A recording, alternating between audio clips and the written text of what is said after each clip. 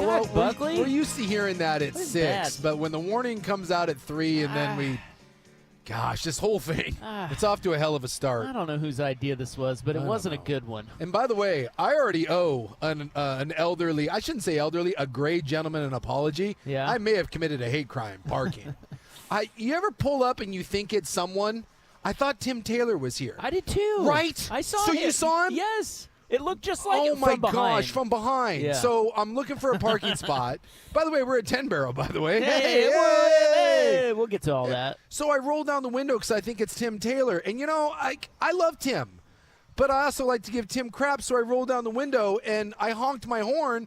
And as he's turning around, I gave Tim Taylor a standard Tim Taylor greeting.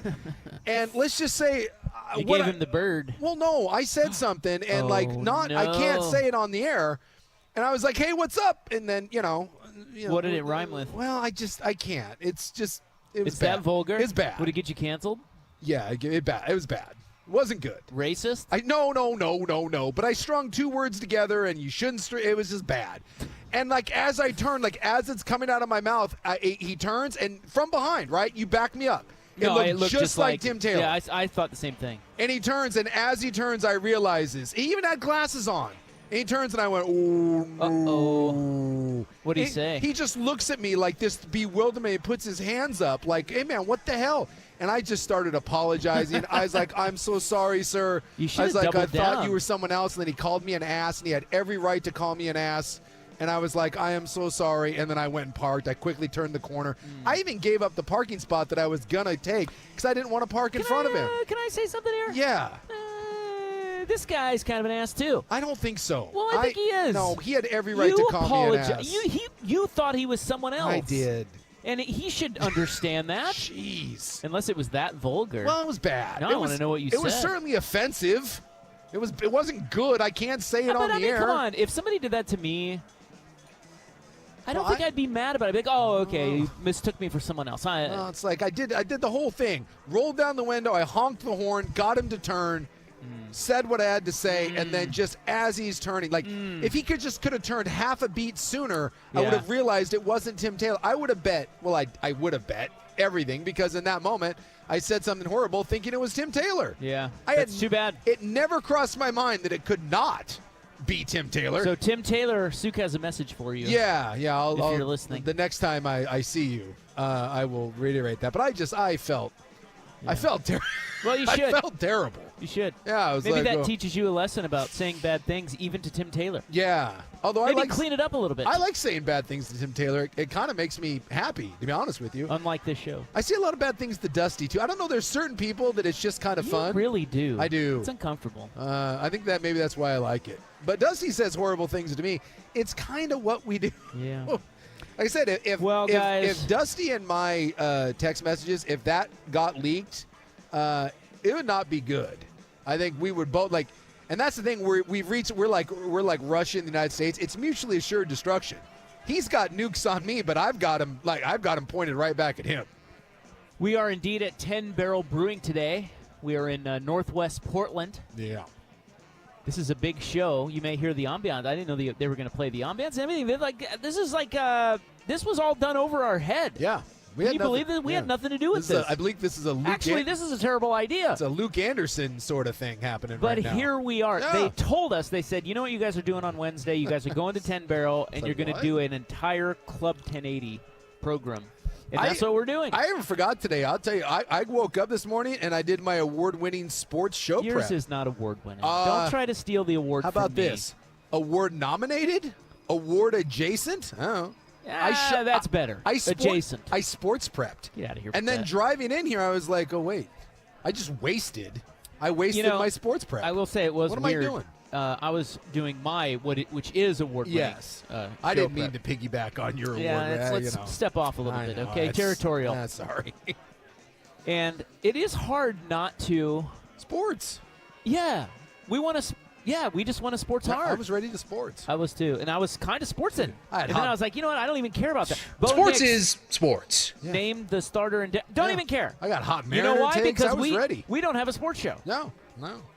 Meanwhile, at least for today. I'm just throwing out horrible, what would you say, like Epitaphs. Yeah, horrible things to Tim Taylor, or should I say Tim Taylor's lookalike? If you're Tim, maybe time to change it up. You got too many old dudes looking like you. So the reason we're doing this is because pub beer made by 10 Barrel Brewing. That's right. Is now the official sponsor of Club 1080. It's the official sponsor of Cheap Fun, and nothing says cheap fun like this stupid program. That's right. And by the way, it's about time that my drinking got an official sponsor. I mean, this is ridiculous. I mean, hello, let's go. It's a lager. It's a dad beer. It's a garage beer. 5% ABV, I'm told. Yeah, very drinkable. Very drinkable. Yeah. And, the official beer of cheap fun. That's the slogan. So That's right. What a great fit. Yeah. So today we're down here to celebrate that. We have specials on pub beer. If you want to get some pub beer, you can come in here and get a discount. Yeah. If you want to get a pub cerveza, you can get a discount on that. And we have some food discounts as well. And this is exciting news. For the first time ever, there is a bowl here. The bowl of bad ideas.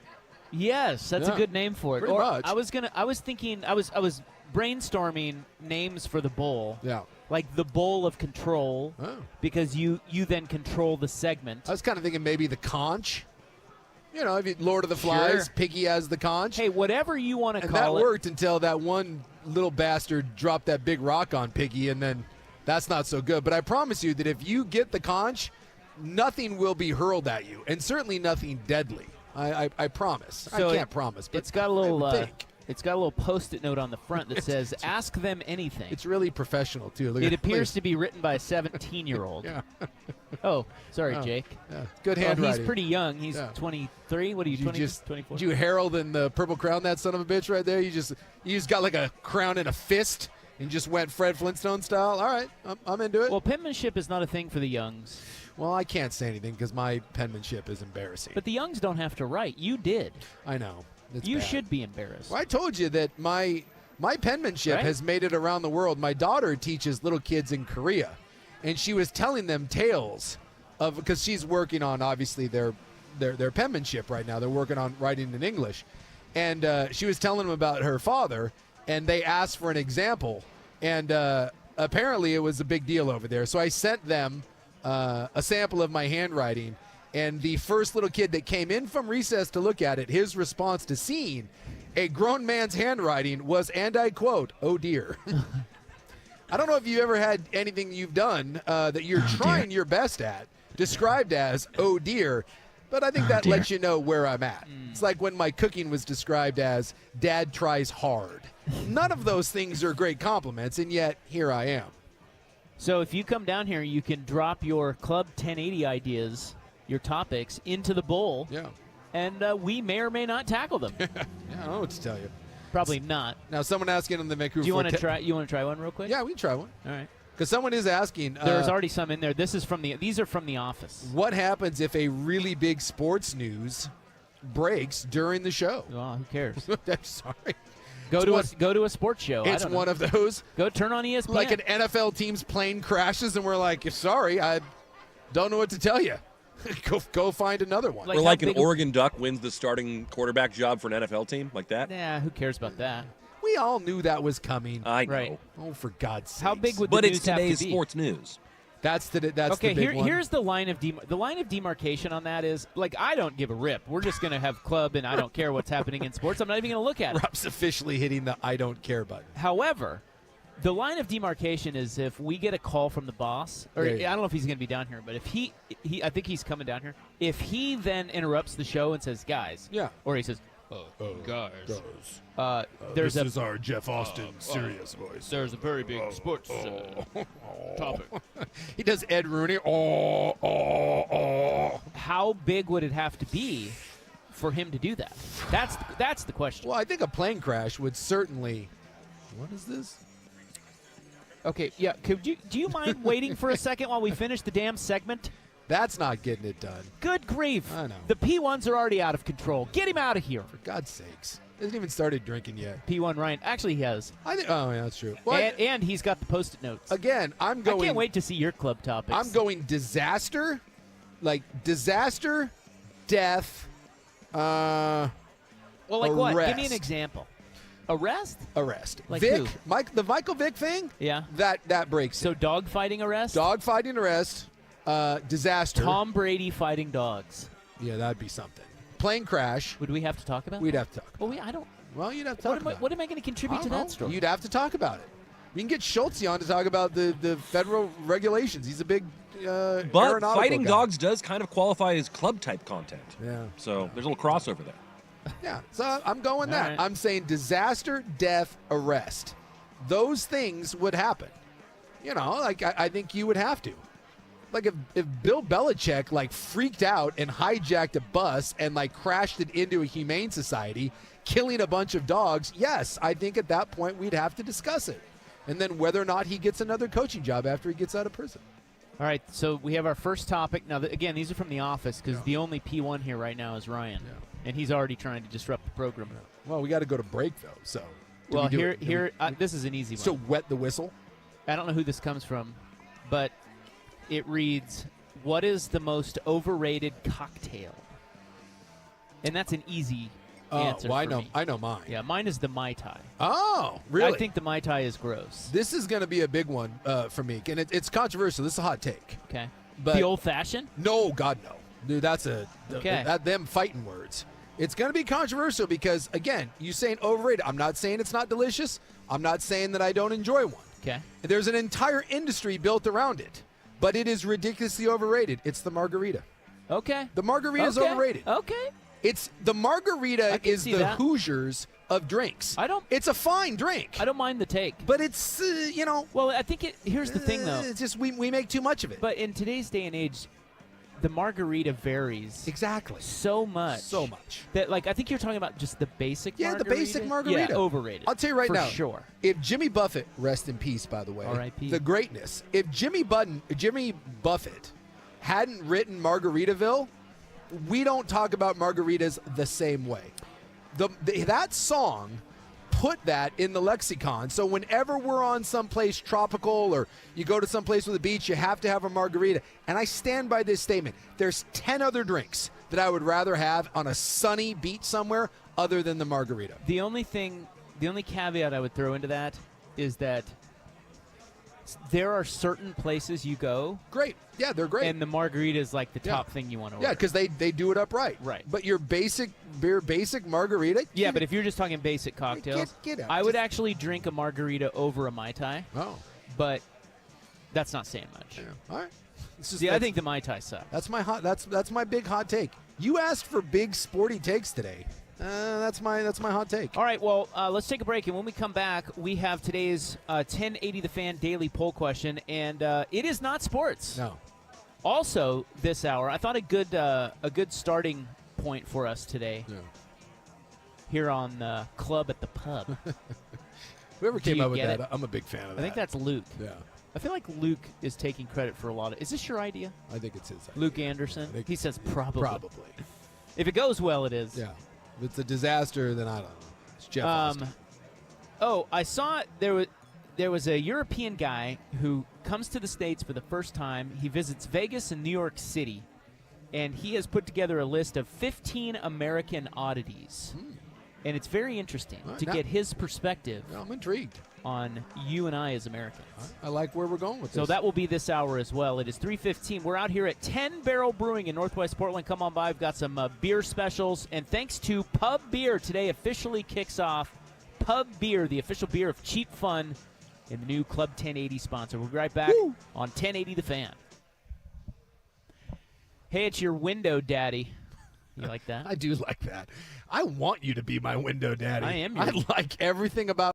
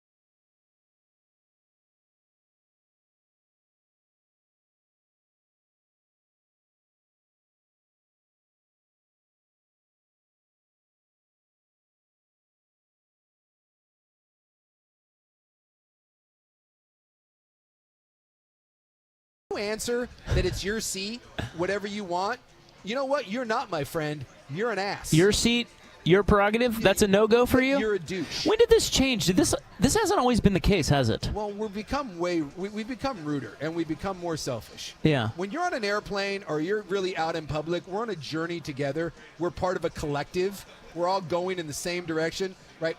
Seriously, we're fighting gravity. We're going together. Together. We're on a journey together to violate the laws of gravity to end up on a different part of this wonderful world. We're on this journey together. And for you to just think that your little world, I paid for my ticket, therefore I can do whatever I want, that's why there's so many asses in this country. See, that's funny because It's ridiculous. if we replayed what you just said, if we replayed this to people listening to sports talk radio in let's say 95, Sure.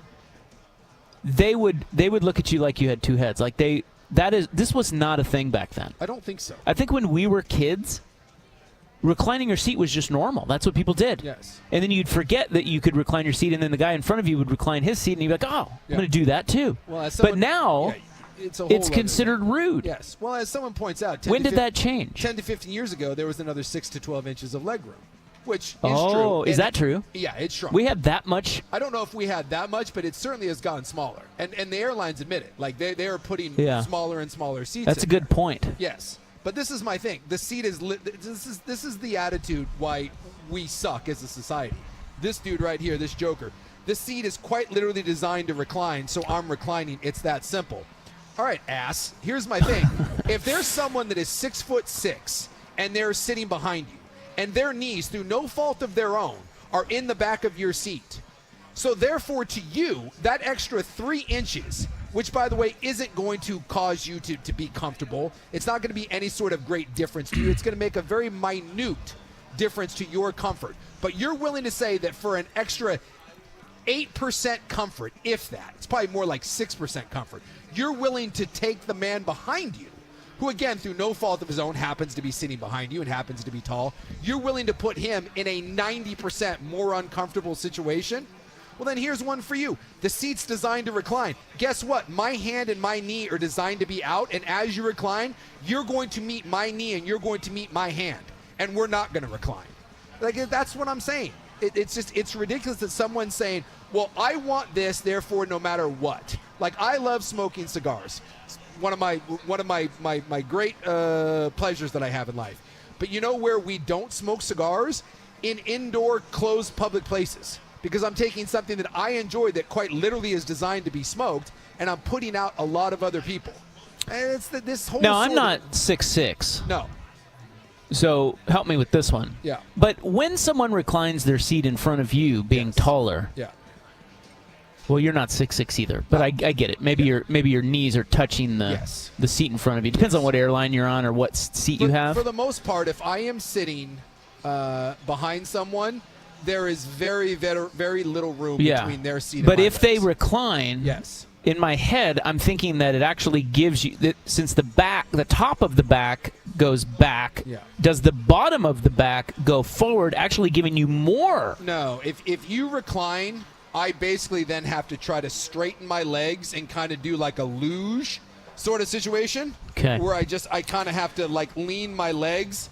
It makes it very, very, very uncomfortable. Okay. And I'm not even that tall. For people that are 3 inches taller than me, it's even worse. Or people that have really long legs. So I think the correct answer here is only if no one is behind you. Or, again, it's a situational thing. I like reclining my seat. If it's a little kid? Yes, that's the first thing I do when I'm sitting down at my seat. You need to survey the situation around you. You got to look around.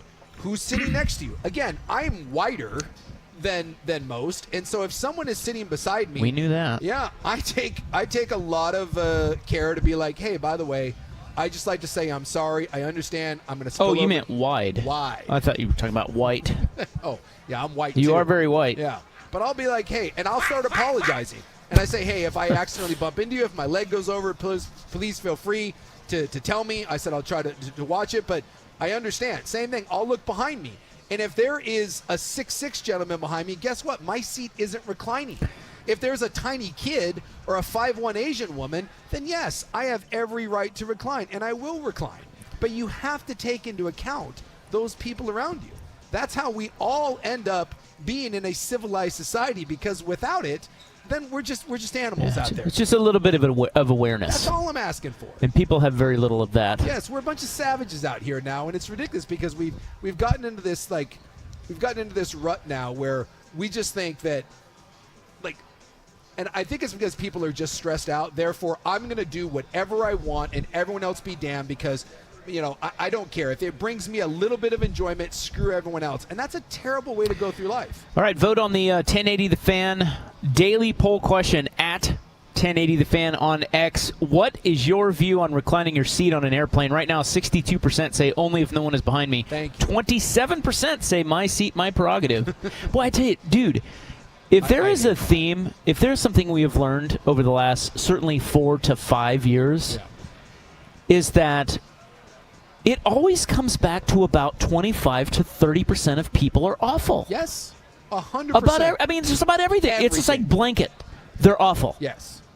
Whether it be voters, seat recliners, Look, if we could thin the herd a little drivers, bit, we'd all be better off. Couldn't agree more. 11% say it's just rude. So vote hard.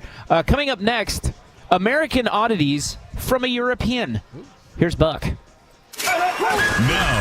Now, from the Fan Sports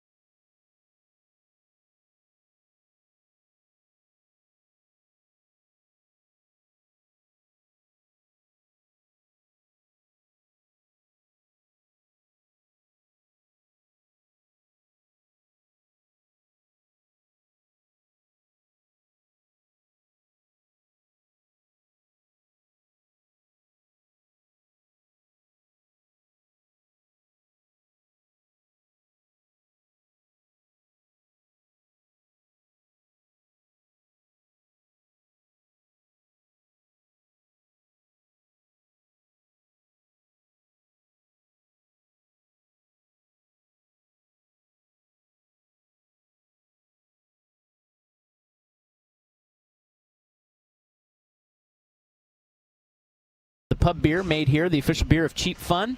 Nice little light drinking lager. That's right. And we've got some specials on that today, along with some food and the pub cerveza. So if you want to come on by, 10 Barrel Brewing in Northwest Portland. We will be back here tomorrow in support of the BitNile.com Portland Grand Prix. Oh, we got. Did you know that? I did not. What BitNile? Yeah, I don't know. I don't know what that is. Should I? Anyone? Is that some sort of cryptocurrency? Not sure. Yeah. Well, anyway, that's tomorrow. Same spot. So if you can't make it today, we'll be back here tomorrow. This. I think it says it's a blended reality platform. I don't know what a blended reality platform is. It launches next week. Yeah. It's not even real? Well, Or it's not even out yet? What is BitNile? BitNile.com. Launches Friday. That's what this is. It's a blended reality platform where users can experience 3D immersive game, shopping, entertainment, community right in their browsers or VR headsets. So. Oh. No. So I guess it's some sort of vague but intriguing. Vague but intriguing. All right. Well, there you go. So this guy's a European guy. His name I don't know his actual name. This came across my timeline on the tweets, the X. Old Layman on X. And he is pretty successful guy. I don't know where in Europe he's from, but he's in the AI business. Seems like maybe in his early 30s, mid-30s. And he writes a thread. And it starts by, he says, I'm European. I recently visited the USA for the first time, hitting up Las Vegas and New York City. What I witnessed left me stunned. 15 American oddities I still can't wrap my head around. Well, this is the same no matter where you travel. Like if you're an American and you go someplace, you'll have the same thing. Well, sure. Yeah. But I think it's interesting to hear other people's perspectives on how we live. 100%. And what we're like. Yeah. Because those ones, whenever I've traveled, the two things that I get the most are a lot of places think that everyone over here is rich, like no. Yeah. And everyone over here thinks that we're strapped like Old West style with an AR-15 like at all times. Like everyone has a gun? I'm like, no. People just walk around with them? I'm like, well, some people, but they really do feel like we're Tombstone out here. Well, there's two guys on this show right now anyway. Yeah. Yes. And we're 2 for 2 in the gun department. So don't try anything stupid. Yeah, don't get any squirrely Now, ideas, Portlanders. It's funny you said people think everyone here's rich. Well, he does address that in here. That is a theme. It's very interesting. So in the first one he says, in the U.S., money is an open topic, unlike the taboo it has in Europe. I noticed that people are excited to talk about their work and financial success without any negative vibes. As someone who likes these topics, it felt freeing to chat about it with other like-minded people. Yeah. I didn't know it was so taboo over there. Yeah, it's a weird hush-hush thing. But here we talk about it. Here we do talk about it. And in some people, too, they get uncomfortable here. But just a lot of places, like if you go over to Europe, if you go over to Asia, the houses and everything and like the cars, everything's just compact. So it's very small. So you can go over to you've been around London and you've been around different places in Europe. The homes and apartments tend to be very small. The cars are all little hatchbacks. Certainly it's that way in the Asian countries. So when they find out that you live in even a modest house, like a 2,000 square foot house with like a yard and you drive an SUV, you turn it, it's like, boy, oh, king of the castle. They think that you're like living high on the hog and you're like, no. Like I can assure you that there is nothing fancy about my house. It's just that we have more space here. The roads are bigger, the cars are bigger. But that's the thing that leads people, I think, to think that we're all we're balling, and Instagram too, is that we're so big on social media and everyone just lies about how kick-ass their life is. Yeah, our European travels were what inspired us to downsize to our little house. Yeah, you don't need something big. And we live, seriously, dude, we live in 1,000 square feet, my wife and I. Yeah. Now, granted, the kid's out of the house. Sure, it's just the two of you. But I've never once had the thought that house is too small. That is a very European sort of thing. Yeah, and we were inspired by that. Yeah. And which is why we live this way now. Well, when I went to visit Japan, when I went to see BTJ's family, her brother is a successful guy. And in Japan, a lot of times the families, they sleep in one room. So like the mom and dad are on the bed, and then they roll out the tatami mats, and the kids sleep on the tatami mats. Again, they're just not. If you're living in Tokyo, you don't have a 2,000 square foot place. By the way, you don't have a 1,000 square foot place. Space is just of a premium. So you get used to sharing, and every place over there, one bathroom. Like there is, and the bathroom is the bathroom and the shower. There's one of them, and it just, and to them that's no big deal. Whereas over here we get a lot of like, oh my god, like 4 people have to share 2 bathrooms. This is ridiculous. Or if a kid has to share a room with a sibling, it's like the end of the world, and it's just not that way a lot of other places that you go. 15 American oddities I still can't wrap my head around from a European man by the name of Oli. Ooh, I do like a good Oli. I think it's Oli. Yeah. I said Ol Layman, but I think it's Oli. It's Oli. I think his name's Oli. I got a guy I know that works over. He's high up in Old Trapper, the beef jerky, and his name is Oli. Yes. And it fits, and he's got a kick-ass mustache. He says fast food. Good Lord. God. Hey, it's Loud Muffler guy. Dude.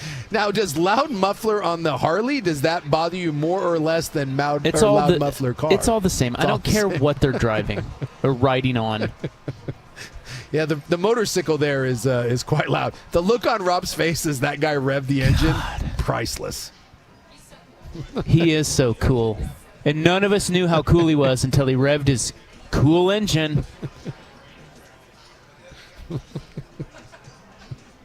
Fast food was disappointing.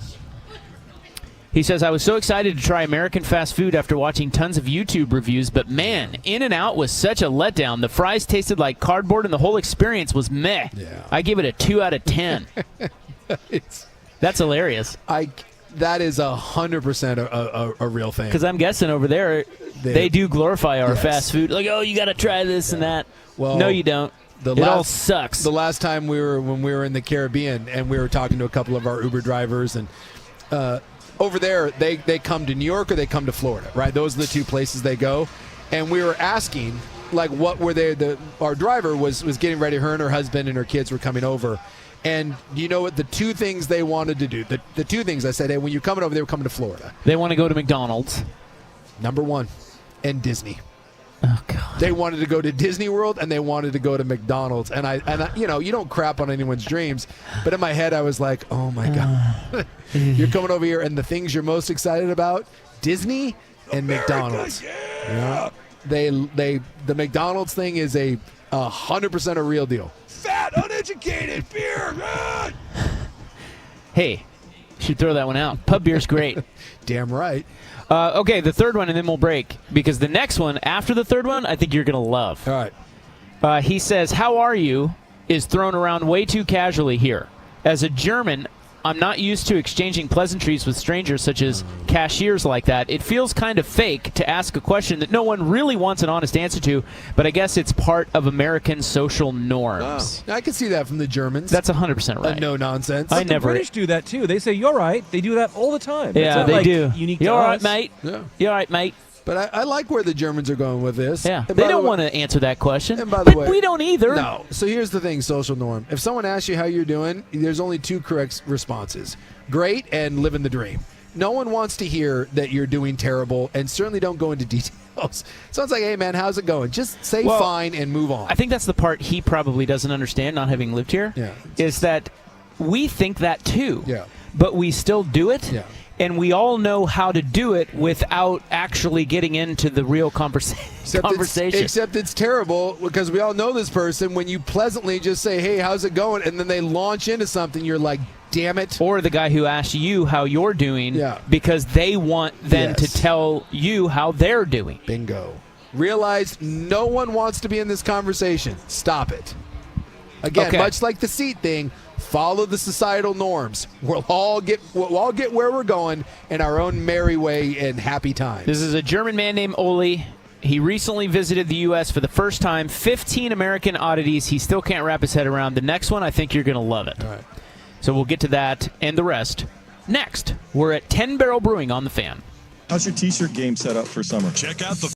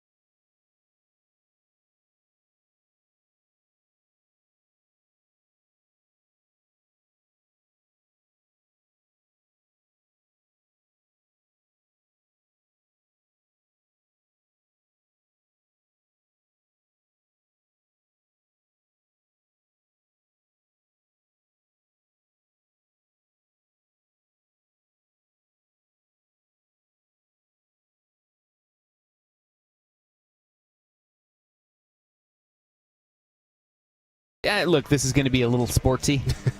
Well, look, there is zero form to this show at this point. It's an amoeba.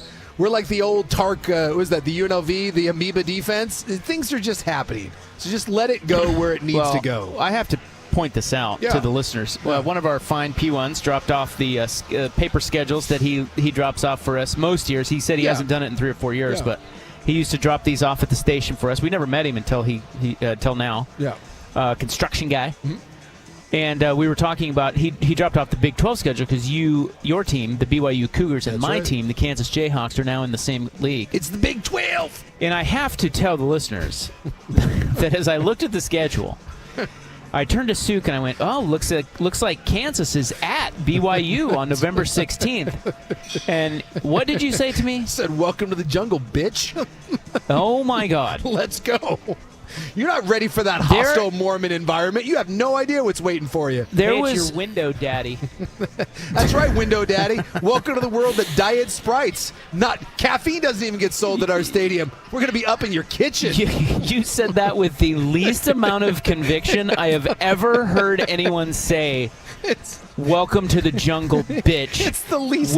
It's the least intimidating environment ever. in college it was football. It was the least convincing S-talk I've ever seen. Ever. Look, I'll at least give us this. It's a great stadium. It's a beautiful setting. The fans are nice. The altitude maybe is a bit of a problem, but yes, we're not exactly. It's not LSU Death Valley, all right. So what do you want from us? And welcome to the jungle, bitch. Lavelle Edwards Stadium just sparks fear into people's eyes. That actually might be a good game. It could be, yeah. 15 American oddities he still can't wrap his head around. This, a European visiting the U.S. for the first time. Okay, he went to Vegas and New York City. We are on number 5, I believe. Yeah. And I thought you would like this one. He says, tipping in America feels like a broken system. Thank you. He says, I don't get why taxes aren't included in the prices, and then you're expected to add an extra 18 to 20% on top. Also, tips for basic service like a coffee order seem extremely excessive to me. Thank you. Thank you. Thank you. And that is often brought up when every time we talk about tipping. The European model is way better. Yes. It's not expected over there. You do it, yes, and Americans do it, well, but again, it's not. I just don't know. Much like you said, how do we get there? How did we get there from the plane thing 10, 15 years ago? I like always tip your bartender, right? Always tip your server. Like those people are working for you and they're putting in effort. But I swear to God, every time now you do anything and they spin that stupid iPad around on you. And the tip thing, by the way, starts at like 20% for someone that is literally handing me a bag of pre-made popcorn. That just, I can't. Well, he agrees. I can't get on board with it. He says, the American dream is still going strong from what I can tell. There's this huge desire to innovate and create a better future. I heard a lot of conversations about world-changing ideas, startup ventures, and the pursuit of progress. I honestly love this aspect of America. Okay? All right, I love that. Next one, he says, Americans are so much louder than Europeans, like 10 times louder. Yeah. I don't understand this. It seems so unnecessary when I'm right next to you. The constant noise was jarring and confusing for someone like me who's used to more reserved conversations. Yeah, I'm not going to lie. I got a problem with that, too. No kidding. I can but why I can are we? Be a bit, I don't know. Why are we like this? I don't know. Is it because it's just loud here in general? It's possible. I don't just. I feel bad because I know at times and people have even been like people around me, friends or the BTJ or you would be like, dude, just I'm right here, and then I don't even realize I'm doing it, and then I'm like, crap, and I take it down. So I'm capable of doing it. I don't know why. I think my freedom just it comes out. I think that's what it is. That's right. There's a bald eagle burning deep inside of me, and it just I can talk as loud as I want. That's right. It's just America. It just comes out. Well, that and I'm talking over loud muffler, guys. So, well, that's what I mean. It's just kind of loud here. Yeah. So maybe that's why Americans. But I'm only loud when I'm with friends or like with a group of people. If I'm by myself, or even if I'm just with a one-on-one, I'm not. Like I'll sit at a place and be very quiet. Yeah, you talk pretty loud though. Yeah, I'm a loud. You do. You're a loud talker. Well, I don't know why. But that I can't answer other than I'm well aware I do it, and I know it drives some people crazy, and I don't mind when someone tells me to, as long as they do it in a non-D-ish way, I have no problem with someone just being like, hey, and then I'll be like, oh, sorry, I didn't even realize I was talking that loud. The next one, stepping into a casino for the first time was wild. I could not believe my eyes watching people chain smoke and lose money on slot machines. It was both fascinating and super sad. Everything is designed to hijack your dopamine even when you know better. Well, but that's... Well, I mean, I don't know about necessarily Germany, but, in Europe, there's bookies and different stuff, lots of places. Is that uniquely American? Because there's boy, I'm telling you. Well, he did go to Vegas, he said. They were putting gambling sponsors on soccer jerseys well before we had That's any true. major Yeah. sports. Well, maybe he's just probably not. He's not too familiar. Yeah. But the you casino go- with the flashing lights and stuff, maybe that's different. Yeah, because there's a lot of places around the world that you can go find that. But yeah, Vegas is. I mean, I think anyone, you can get an alien that came in and you put them in Vegas, they're going to be able to like, holy crap. Yeah. Vegas is It's just fair. Vegas is a lot for anybody. But it is true, like, if you've never done it, it's really sad. Yes. It's pathetic. Yes. Yeah. And yet I love it. I would tell this German guy to pound sand as I take a pull off my Marlboro Light. YouTube chat says, I hate this German bro. Yeah, he doesn't seem like a lot of fun, does Way he? to go, Oli. Okay, I'm going to give you one more, and then we'll wrap it up next. He says, obesity is off the charts. I was shocked by how many severely overweight people I saw in the U.S. It felt dystopian, but at the same time, I also noticed a ton of extremely fit people. It's like America is a land of extremes when it comes to physical health and appearance. This is a bad one.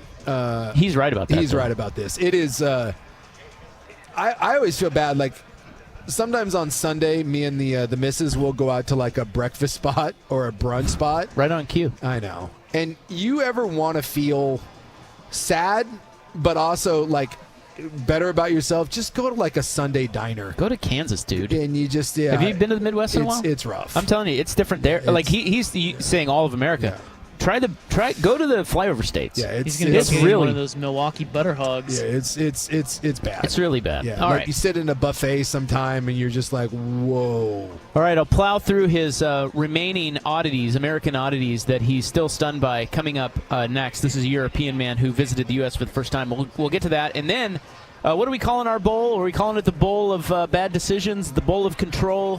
I like the conch. The conch. We're going to go to the conch. Piggy has the conch. Well, we're going to do that next. We'll go to the conch next hour. It's the Club at the Pub. All Club 1080 today, thanks to 10 Barrel Brewing, our new sponsor with their pub beer of Club 1080. It is the official beer of Cheap Fun. Come down and grab one. They are on discount right now here at 10 Barrel Brewing. We'll be right back on 1080 The Fan.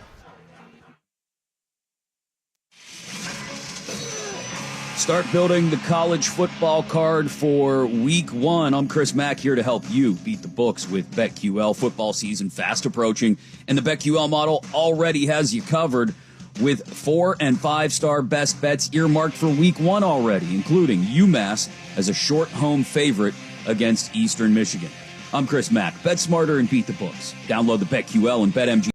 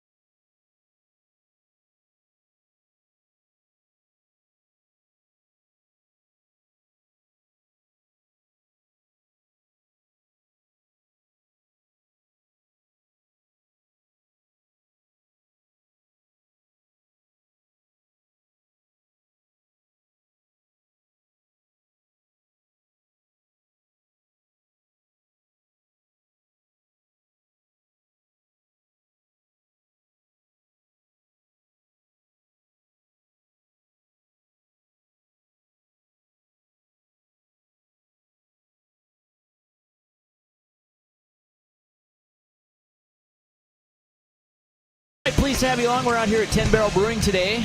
We are celebrating Pub Beer because Pub Beer is the new sponsor of Club 1080. So we're calling this Club at the Pub. That's right. It's the official beer of cheap fun. It's an easy drinking lager. You should come down here and get one. I'm so happy that my drinking has finally have an official sponsor. It's ridiculous that it's taken this long. It's about time. I know. I mean, I'm unofficially sponsored by several liquor companies, but no beer. I mean, hello. It's about time someone acknowledged it. And a solid dad beer? Let's go. By the way, Vancouver Ford text lines, we were talking about the obesity thing with the Germans. Said at Disneyland they have hover-around parking in addition to stroller parking, but it's not for old or disabled people. It's for the fats? For the big people. And They check out like you can scooters? Yeah, the scooters. And they said it's like it's swamped. Like they're very, very much in fashion. I even had this the other day, and it kind of made me think of this. You know, often I tell the tales of when I ride through the homeless encampments. I saw and I didn't even know this was really possible. I saw a very, very obese homeless drug addict, and I didn't think that was possible because you're homeless, so I would assume that food is like somewhat at a premium. You don't have a car, so you're on foot a lot moving around. This person clearly had a drug issue, which again normally leads you to be skinny.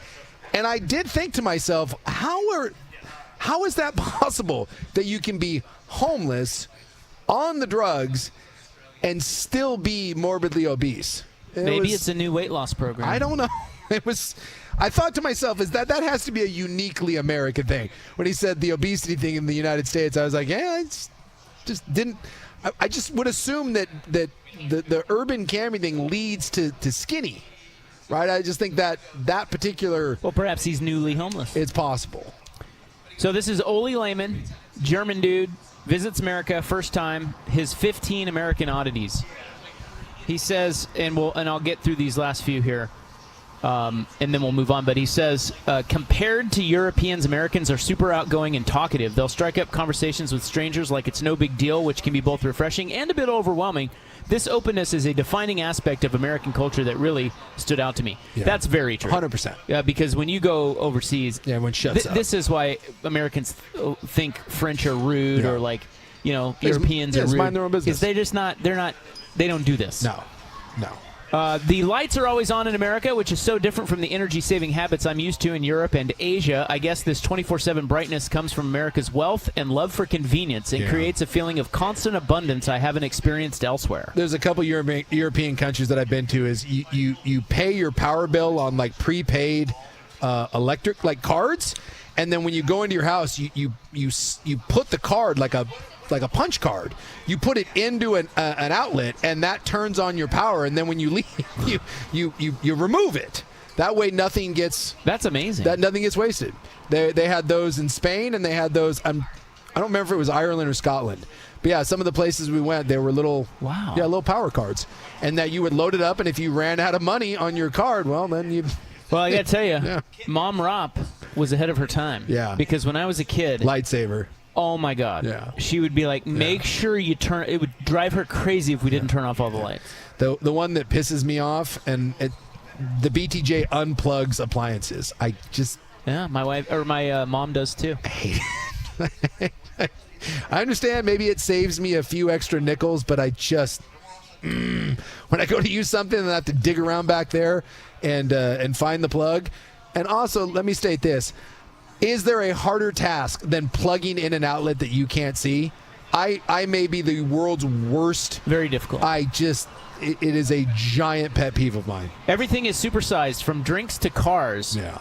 At the Fountain Blue in Vegas, my small Diet Coke was nearly a liter. Drinks are constantly 50% larger than in Europe with no option to downsize. The same goes for food portions and vehicles. Everything is just bigger in the U.S. Yes. It is embarrassing when you go to another country and you order their food, and then you're like, what the hell? Where's the rest of it? And then you realize, I don't need that This much. isn't Claim Jumper. Also, no human being has ever finished a claim jumper meal, ever, in the history of claims or jumping. Now, this one is a big one, in my opinion. And he says, trying to eat healthy in America was an annoying challenge. I was shocked by how expensive and hard to find nutritious options were compared to Europe. Yeah. Back home, I can easily grab a healthy meal without breaking the bank, but in the U.S., it felt like a treasure hunt. Yep. So true. Absolutely. Well, and someone else pointed out, too, a lot of the countries, they shop day to day. Like, they just don't keep a bunch of crap in their house. Yeah, they want fresh. They want fresh. And they'll go to the store every day, buy what they need, cook it that day, and that's what they eat. And same thing when we go back over to Japan to visit the Mrs. family, and we ask them, what can we bring? You know what they always ask us to bring? Junk food. Yeah. They want Pop-Tarts, Doritos, all that crap, because that stuff just is not readily available over there. And then we wonder why they're healthier and they live a lot longer than we do. American customer service is super attentive and friendly compared to Europe. I assume it's because of the whole tipping culture, as well as the fact that the U.S. is a more consumer-oriented society. Servers really go the extra mile here to make sure customers are happy, which I very much enjoyed. Yeah, I can see that. That's true. Sure. I mean, I'm sure you've dealt with this, but especially in Italy, it was bad. Yeah. I mean, the server will just leave. Yeah. Like, they will go smoke and hang out and maybe even go have a drink, and they are not on your time. You are on their time. The first time I went drinking in Scotland, and the guy poured me a beer, and it was pea warm, and I asked if I could have if I could get like a cold glass or something, because it was warm beer, and he just called me a homophobic slur and then turned his back on me.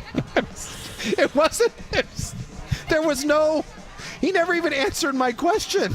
I just was like, hey, is there any way I can get like a cold beer? Well, they serve their beer warm in a lot of places. Yeah, and he just looked right at me and said the Q word. He did the queer eye for the straight guy thing on me. He gave me a one-word response and then just turned and walked away. And the guy I was with, the old Scottish guy that I was with, I thought he was going to pee his pants. And that was the end of it. And I was like, well, guess I'm drinking this warm beer. And finally, I'll never forget that. He says, flashiness, and again, these are 15 American oddities as observed by a European by the name of Oli, who recently visited the U.S. for the first time. This is the last one. Yeah. He says, damn it, hold on. We've been derailed. By the way, this went viral. It has 48 million views. Yikes. Well, I think, again, people, I was interested in this, and I'm always intrigued when we travel places. I always end up asking the questions like what people think of us. God dang it. Because I'm always intrigued by what, when you travel, that's the whole point of traveling. It's why I don't get people that go to like all-inclusive resorts.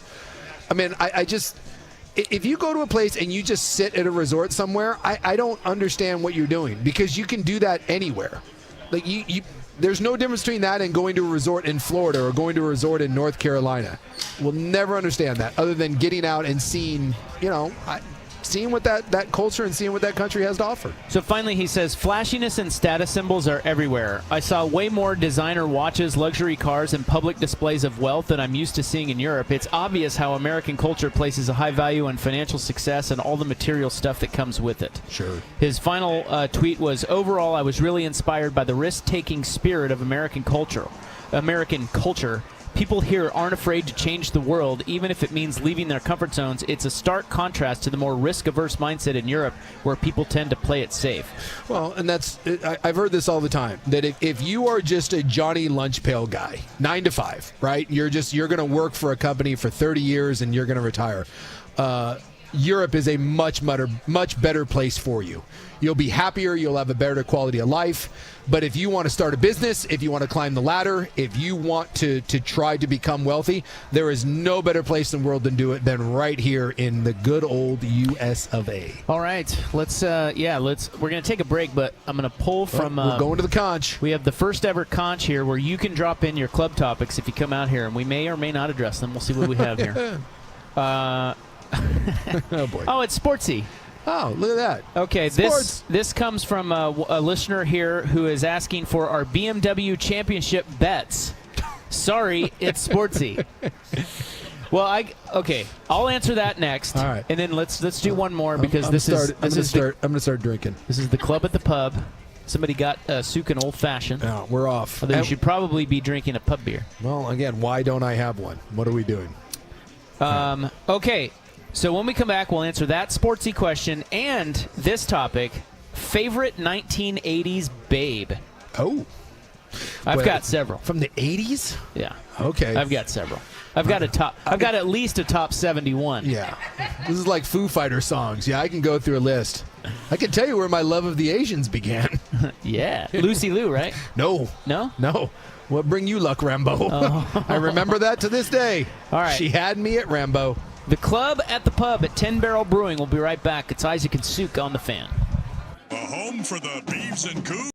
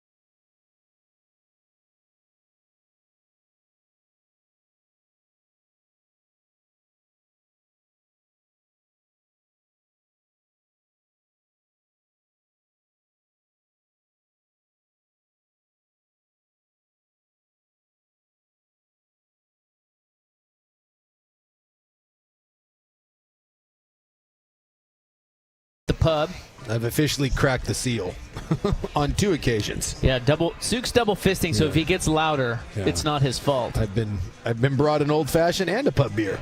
So Pub Beer is the official beer of Cheap Fun, the new sponsor of Club 1080. We're here at 10 Barrel Brewing.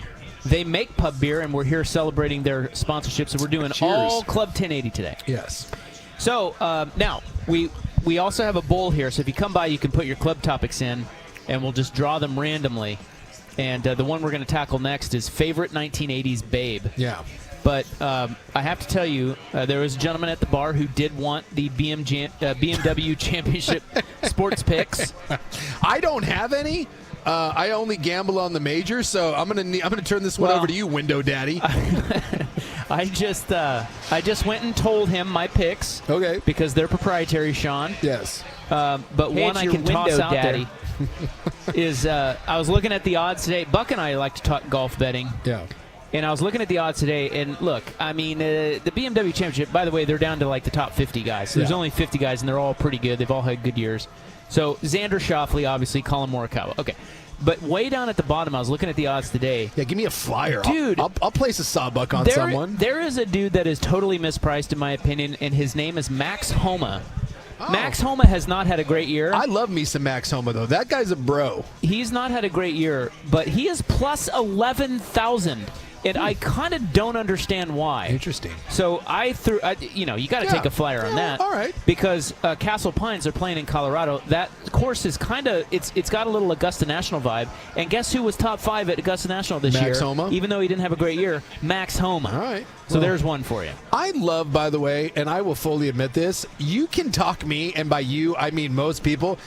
All it takes is like 2 or 3, little tidbits, and all of a sudden I'm like, well, I need to place a bet on this. There will be $20 bet on Max Homa to win. Simply based on what you just told me. I think we probably just moved the line. I think that's crazy. 11,000? That means if you bet $100 and he wins the tournament, you win $11,000. Every so often, Buck will do this. Buck will randomly be talking about something, and he'll throw out some sort of line, and I'm like, well, I know what I'm doing. Sounds good to me.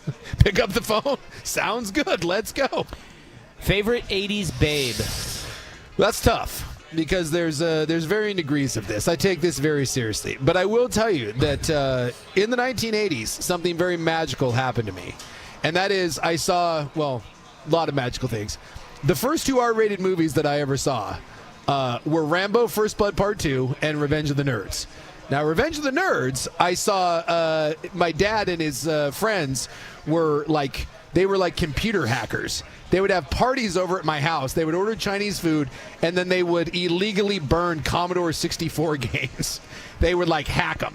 So they would have these parties where they would just illegally trade video games. It was the lamest thing in the world. But they would always put something on the big screen. I saw Beverly Hills Cop this way, and we weren't supposed to watch those. I was a little kid. But I remember they would get caught up in what they were doing, and occasionally I could lurk in the background. So the first set of up tops that I ever saw was from Revenge of the Nerds. The Revenge of the Nerds panty raid was a seminal moment in my life. And Miss Betty Childs, she was near and dear to my heart because that was the first time I had ever seen that. Also, in the 80s, and this is one where in Anchorage, Alaska, when I was a little kid, I got to see what year. I want to say this was 85 maybe. When did Rambo come out? I was 7 or 8 years old. Scrolling. Yeah, 1985. So 7-year-old Jason Sakanik and his older brother went down to the Cineplex in downtown Anchorage, and we bribed an elderly lady to buy us tickets to Rambo. Because back then, they would actually check. They wouldn't let you in. So she got us in to see Rambo. And in Rambo, you want to talk about a lifelong love affair, that's when I first saw Julia Nicholson, who was the Asian love interest of John Rambo in that movie. I got to look her up. And let me point out. What is her name? Julia Nixon. Oh, Nixon. Yeah, look right here. This is 65-year-old Julia Nixon. Wow. Looks amazing to this day. The Asians age wonderfully. And I didn't know what was happening when I was 7 years old. But I saw her on screen. as the Rambo love interest. And something changed that day. And from that moment on, I was like, we figured something out. And to this day, married to an Asian, what am I with now? The BTJ, lifelong love affair. So that, she is always. Those are off the board. Those are off the board because everyone's got their standard Christy Brinkley's and you're going to have your Cindy Crawfords or whatever. But no. The first. You'll never forget your first. And Miss Betty Childs, and more importantly, Julia Nixon, who to this day looks amazing. They will always hold a very, very special place in my heart amongst my 80 babes. By the way, can I say that I don't remember my first? You don't remember the first time you saw? Oh, no, I don't remember the first time I did it. Oh. I don't know who it was with. I mean, I don't know if that's good or bad, but I don't know. You're like, I don't know. But if you wanted to go to a greater, like kind of a more like well-known, let's also not forget that I may have worn out a certain part of Fast Times at Ridgemont High. Oh, yeah. Remember we had the VHS tapes? If you rewound too many times to the same spot, it would ruin the tape. I ruined my copy of Fast Times at Ridgemont High because Phoebe Cates coming out of that swimming pool, and to this day I still call it, if you get caught, doing a Reinhold. That's Judge Reinhold. Hey, what happened? I got caught. Doing what? I was Reinholding myself. That moment where she comes out of that pool and says, you know how cute I think you are, Brad? I mean, come on. That may be like a top 5 movie moment of all time. If you're a child of the 80s, you wore out your VHS copy of that. That was a magical, magical time. Well, I'm going to be boring and say Elle Macpherson. Yeah, nothing wrong with that. Man. Yeah. Was there anyone hotter? No, that's top shelf. Dude. Her and Cindy Crawford and Kathy Ireland, it was like some and sort Christy Brinkley. It was like a rotating cast. By the way, Billy Joel had like all of them. Just pointing that out. Yeah. Did he have Elle? He had Elle. He had Elle. And he traded in Elle for Christy Brinkley. What a stud. And Whitney Houston. All on one vacation. I contend that may be the greatest vacation run of all time. Elle Macpherson, Christy Brinkley, and a young Whitney Houston. All on the same tropical island. I don't know how anyone comes close to that. And look, Billy Joel's not a handsome man. Except for my Salina summer camp one year. Back in the day, 1983. It was a great time. Oh, dude. No. Should have seen the babes. Yeah. I tended to like a little kind of off the beaten path, too. Another one that I was a huge fan of in the 80s was Erin Gray. And she played Colonel Wilma Deering from Buck Rogers. You remember Buck? One man is cheering. Yeah. There was an episode, and this is how terrible, by the way, 80s television was. There was an episode of Buck Rogers where they encountered a race of little people. And the little people had like telekinetic powers where if they all got together and they would say, they would chant something and then they could make it happen. They all got together and stared at Colonel Wilma Deering and started saying, think off, and they started pulling her clothes off. That was a real episode of Buck Rogers. I remember being being 8 years old and being like, what is happening right now? Oh, you were not. You were like, yes. No, but that was my thing, being like, is this going to happen? But it's 80s TV. No, it's not going to happen. But in that moment. What happens? Oh, she holds her thing together and runs off, and everyone's like, ah. As opposed to it being a sex crime that it is today. God. Some things just don't hold up, do they? No. That was I was a big fan. Big fan of hers. Well, that's the latest topic from the conch there, the bowl. So if you come down here to 10 Barrel Brewing, you can drop your topic in there. Although I see a lot of topics in there. I don't know how many we're going to get to. Yeah. We got to move on to In the News. Oh, yeah. Coming up next. We've got... Oh, man, I hate to tell you this. Oh, boy. I've got more animal abuse news. That's no good. But I got to tell you, this one isn't as bad that's as good. the one from last week. So it's levels to this. But it does involve kicking a puppy. Don't like it. In Troutdale. Don't like it. We also have a man who plays dead in order to live. No, makes sense. So local news you can use next on In the News. Here's Buck. Now, from the fan.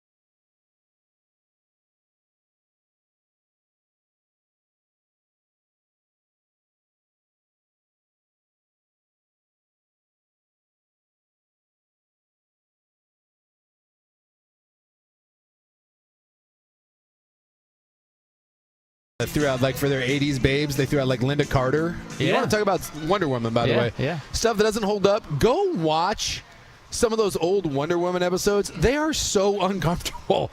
It is basically Wonder Woman getting chloroformed and gassed while then weird old German dudes tie her up.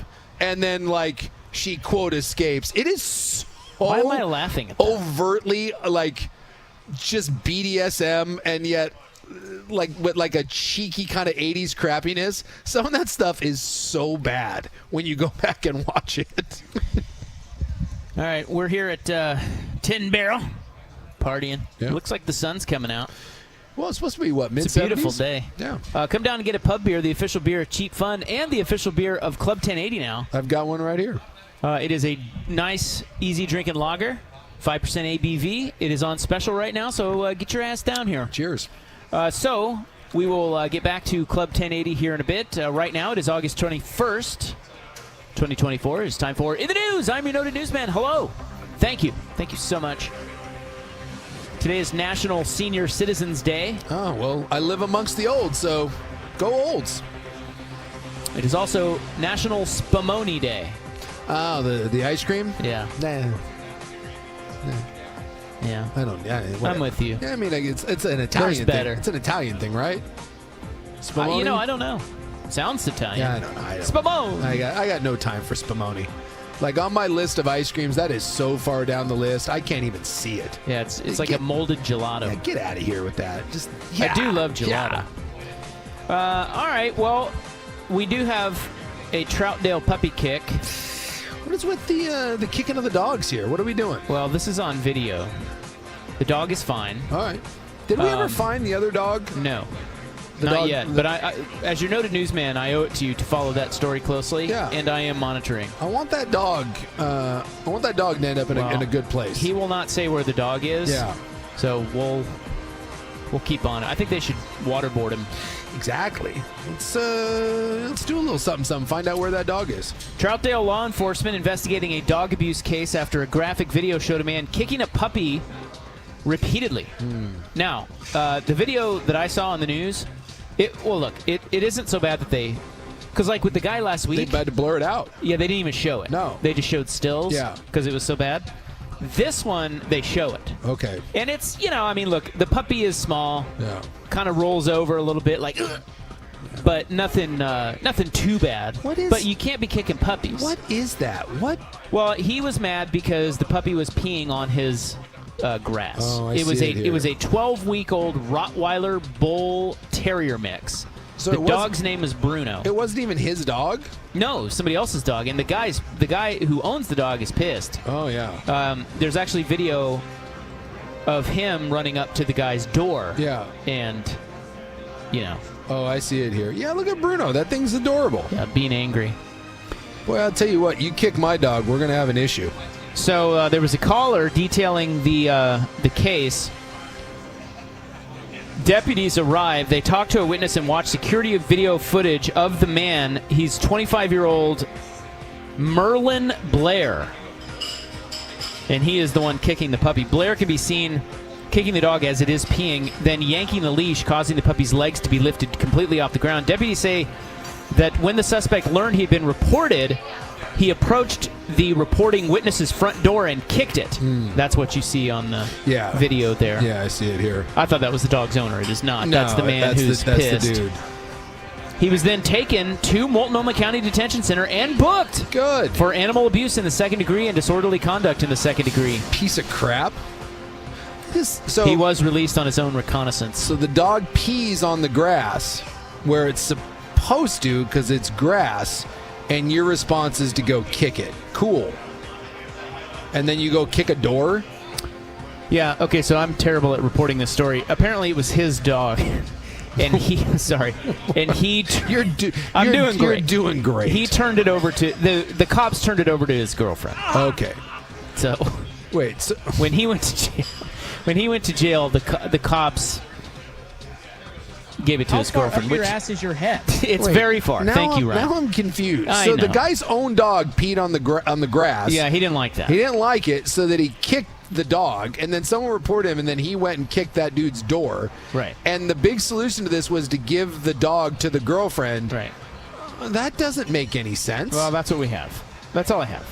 Okay. Huh. What do you want from me? Wow. Proper reporting? I don't think so. All right. Well. Can we stop kicking dogs? Is that, someone asking, like, if a big dog attacks my daughter or my little dog, can I kick it? Yes. Well, of course. If you're defending yourself. But if the dog is minding its own business or peeing on the ground, no, you don't get to kick the dog. And by the way, be very careful kicking dogs. Because if you kick the wrong dog, one, that dog may kick your ass, or two, there might be a large order waiting to kick your ass. I would not take kindly to someone kicking my dog, although I don't think many people would want to kick my dog. So Bruno, he's a big guy. Bruno is in the care of Multnomah County Animal Services now. Good. Let's hope Bruno gets a good home. Angry man. Yeah. I don't like that. I mean, it's weird because I don't want to see anyone abused, but there's something about dogs and like 100%. just defenseless animals. It's just, the animal has no idea why you're kicking it. It doesn't have any sort of defense. It's like kicking a baby. Like, what are you doing? There's a man who won the Oregon lottery. He didn't win the whole lottery. Yeah, this story was terrifying. He won $2,000 on an Oregon lottery machine at a bar. Which, by the way, isn't that much.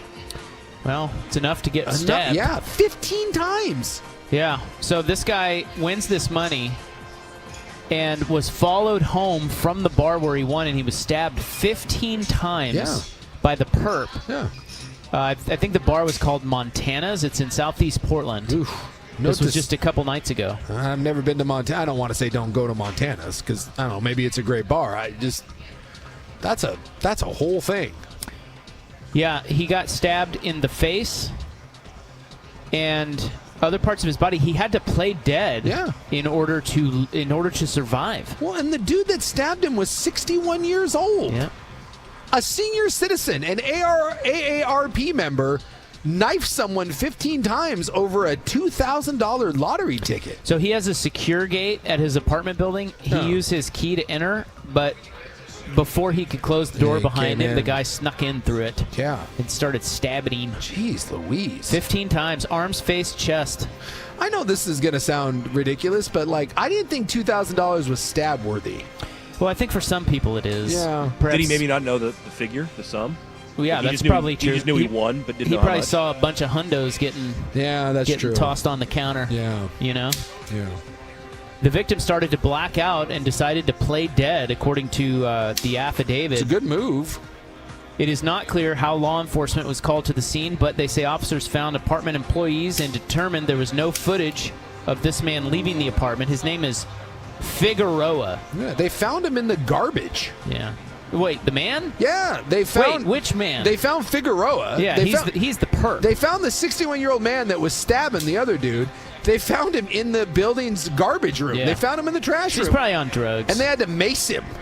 They maced him, and they found bloody pants and $600 in cash. Actually, $624 to be exact. Yeah, the guy said he did get away with some of his cash. Yeah. But he didn't care. He just wanted to live. Well, yeah. Second-degree attempted murder, first-degree robbery, assault, burglary, and unlawful use of a weapon. Yeah. For that guy. Yeah. Nice. I do enjoy all too, for 2 G's. I do enjoy that the man when he tried to hide from the police in the garbage room, and then he stashed the knife into some kitty litter and was like, I don't even have a knife, even though he was covered in blood. He hid the knife in the litter box and was like, oh, I don't have a knife. Yeah, it's right there, sir. Well, we've got. So just by the way, if you're at a dive bar and you win 2 G's, be aware, don't get followed home. Well, sometimes if you win enough, somebody will escort you out, like in the casinos and stuff. Yeah. You ain't messing with that. But apparently 2 G's is not enough. So we've learned. Well, I don't think Montana's has any escorts. $2,000, not enough to get you escorted to your car. $2,000 enough, though, for an elderly gentleman to Swiss Army your ass in the face 15 times. So we had some bomb threats to Jewish hospitals in New York City. Well, that doesn't seem right. Why am I telling you this? Yeah. Well, it was a Portland man. Hey, look at us. I think Florida man, the new Florida man is Portland man. It's Portland guy. Am I wrong? I do remember during COVID, we had the one guy that tried to burn down the courthouse, and he covered his face with a mask. but he didn't have a shirt on. He had his last name tattooed on his back. That's pretty. Like, if I told you that was Florida guy, if I told you that someone tried to burn down a courthouse in a ski mask, but had his name tattooed on his back and was shirtless, you would be like, yeah, that's Florida man. No, that was Portland man. I told you. Yeah, we're giving Florida man a run for his money. We're on the come up right now. So, Portland man arrested and charged with making bomb threats against multiple Jewish hospitals in and around New York City. One of the threats caused a hospital on Long Island to go on lockdown and partially evacuate. Yeah. That would be terrible. Yeah, you got all the sick people. Yeah, it's not good. That's not good. No good. So I'm not going to try to pronounce this guy's name, but he's a 31-year-old man. It's Patkovich. No. All right. That's his last name. He's charged with conspiring and making threats concerning explosives, conspiring and transmitting threatening communications, and conveying false information concerning explosives. Can I ask, anytime someone makes a bomb threat, does anyone actually follow through with the bombing? I feel like the bomb threat is just that. I know you have to take it seriously, but I don't think anyone actually threatens the bomb and then bombs. I think if you're going to bomb, you just bomb. You don't threaten, because that kind of ruins the bombing, does it not? It's a decent point. You know. Do you know how much time he faces?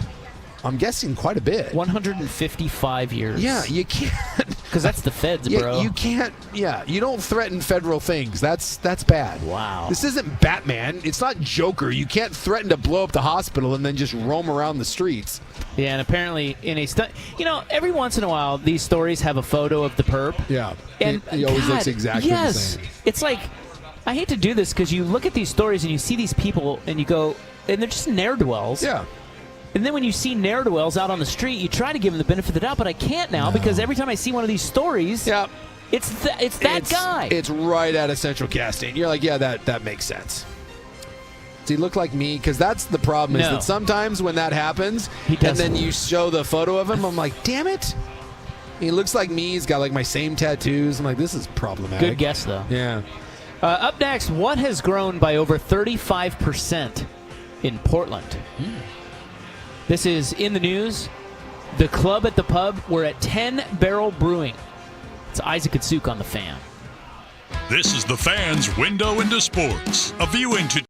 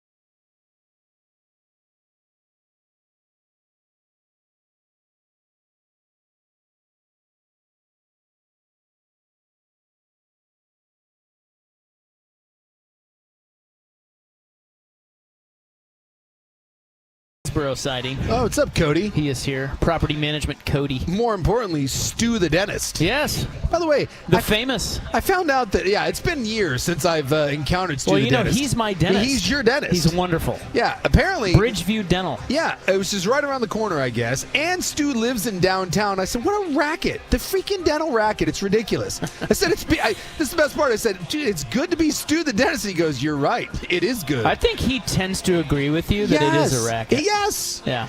Yeah, I can't say it on air, but believe me, Stu knows what's up. He's living in downtown. He's living in some high-rise over by the Mat Club. It's good to be Stu. You know how you know he's a dentist? His teeth. Yeah. They're perfect. Yeah. Well, would you go to a dentist that's got all jacked up teeth? Well, no, but It's like going to a personal trainer that's fat. It's a little alarming. yeah. And by the way, those are out there. All right, this is in the news, Aug 21, 2024. By the way, we're at 10 Barrel Brewing, Northwest Portland. We'll be back here tomorrow celebrating the Portland Grand Prix. So if you don't get down here today, come tomorrow. Although it will not be club all day tomorrow. We have to go back to sports. Yeah, and that, I'm already dreading that. I love this. You're turning over a new leaf. This is so fun. I'm reinvigorated. It is a little freeing right there. Yeah. We still have in the news, though. What has grown by? Well, I have a Hot 5 at 5 too. I don't even know if we're going to do it, but it's not. It's a non-sports Hot 5. Oh, really? Yeah. Wow. I don't know what the plan is, but We'll see what happens. All right.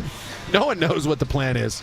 that's what I love about Yeah. it. What has grown by over 35% in Portland? Someone says the number of times Rob has to go to the bathroom. Oh my God, dude, it's bad. I think I might have cancer. I'm sorry. That's the text of the day right there. It's true, and it's not 35%. It's 75%. Whoever texted that in, I just want you to know that I God. thoroughly enjoy. That made me literally laugh out loud. What does it mean when you pee all the time, I don't know. health-wise? Well, either you're drinking a lot of water or you got a prostate problem. You need that Joe Theismann. Remember Joe Theismann was hawking some sort of pill that let you pee better. Like you emptied your bladder all at once. Well, I get my prostate checked. Well, I get the. is that a nightly thing or? She is Don't a nurse. ask his name. She is a nurse, right? No, I had to squirt. They can check it by blood now. Yeah. And my blood works normal, but man, I pee all the time now. You do pee a lot. I just enjoyed that someone hit that up. Kudos to you. It's frustrating. Yeah. No, that's not it. Although that is it. Yeah. But not it. It's not what I was talking So about. they were correct, but there's a difference. That's over 35%. Yes, it's over. Private security guards Oh, up by over 35%. 100%. I Yeah. know a couple guys in businesses that have had to do this.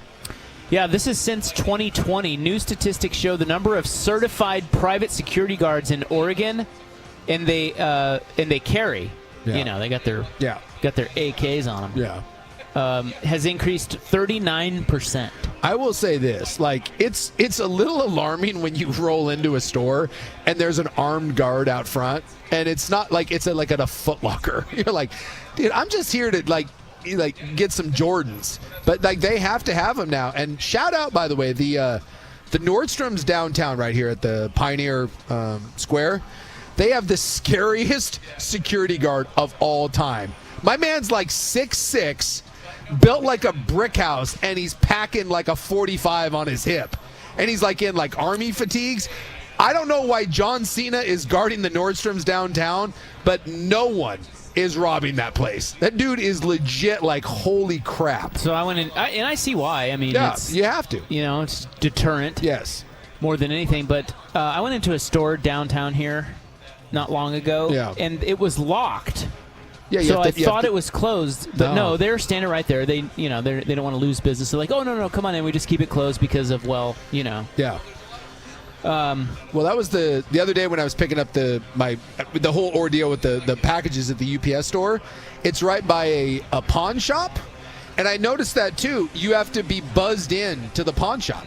You can't just open the door. You have to buzz it, and then they let you in. So I think there's a lot of places like that now. Once I was in there, my God, dude, I would not buy anything from that place. Yeah. Because they treated me as if I was going to steal everything in there. 100%. And I get it. Yeah. But I also don't. It's what the off-putting. hell, man? It's so off-putting. They're watching me like a hawk. I'm Yeah. trying these things on. It's Yeah. like, It's Dude, tough. I'm out of here. But I understand why they, especially a lot of the places downtown, man, it's rough. I know. Well, you've seen the videos, and I don't know if we have it so bad here, but I've seen it like in New York and L.A. You get like 10 people that show up at like retail stores with trash bags, and they literally just take their arm and they just grab. They sweep. And they expect you to stop them. Yep. Or they dare you to stop They dare you to stop them. And you get like 10 of these people, and they just take out entire sections of stuff, throw it in a trash bag, and then run out. Yeah. And it's so, I mean, if you're a retailer, I mean, it's why Nike and REI and some of these places just were like, dude, we're not doing this. So, I mean, and I do know, like, at some of the luxury places, like the Louis Vuitton and the nicer places at Pine, same thing. You have to literally be buzzed in. Like, they have a line and a door, and it's like one at a time. But I think some of those places have actual security. Yes, they have actual security. This place did not. So it was up to the employees, and they were just, God, breathing down my neck, man. Yeah. Someone's saying, by the way, Rob, welcome to being a black guy. Hey-oh. God. But I get it. Yeah. And someone else says, I know the guy Suk's referring to at Nordstrom's. I call him Dirty Harry. I'm telling you, go down to that Nordstrom's, and I dare you to try to steal something. Try to steal something on Dirty Harry. I ain't doing that. I can't tell you the last time I was in Pioneer Square, or Pioneer Place. Is that the mall? Yeah, Pioneer Place, the courthouse, and then they have the square and all that. That's still a thing, huh? Yeah, still a thing. The BTJ works over by that way, so sometimes like we'll cruise out for lunch or whatever, and he just stands out in front of Nordstrom's, and it is alarming.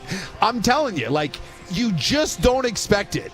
Like, you're just walking around, you're like, hey, there's Nordstrom's, and there's the scariest dude. Oh, and he's got a hand cannon on his hip, and he's guarding expensive slacks.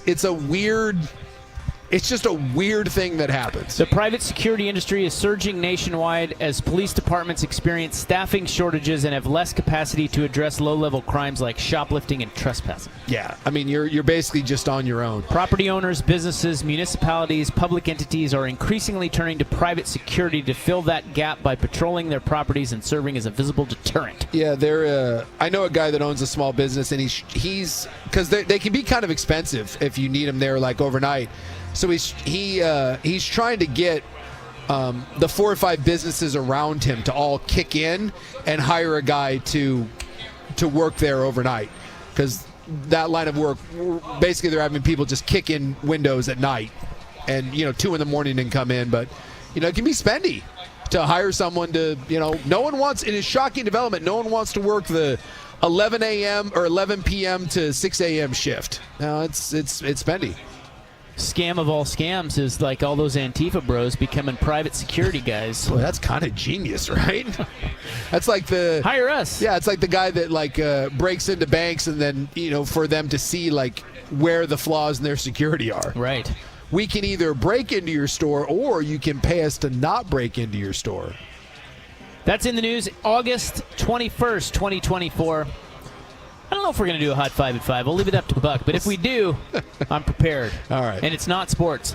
That's even better. Have we ever done a non-sports Hot 5 at 5? I don't think so. In that case, we're definitely doing what you're describing right now. Yeah, we're breaking ground. Let's do it. Because we still got to hook up our friends at Victor Rico's. So. That's right. That's right. It's sponsored. That's a good point. I had Victor Rico's today, by the way. Thank you very much. So we're here at the club at the pub, 10 Barrel Brewing.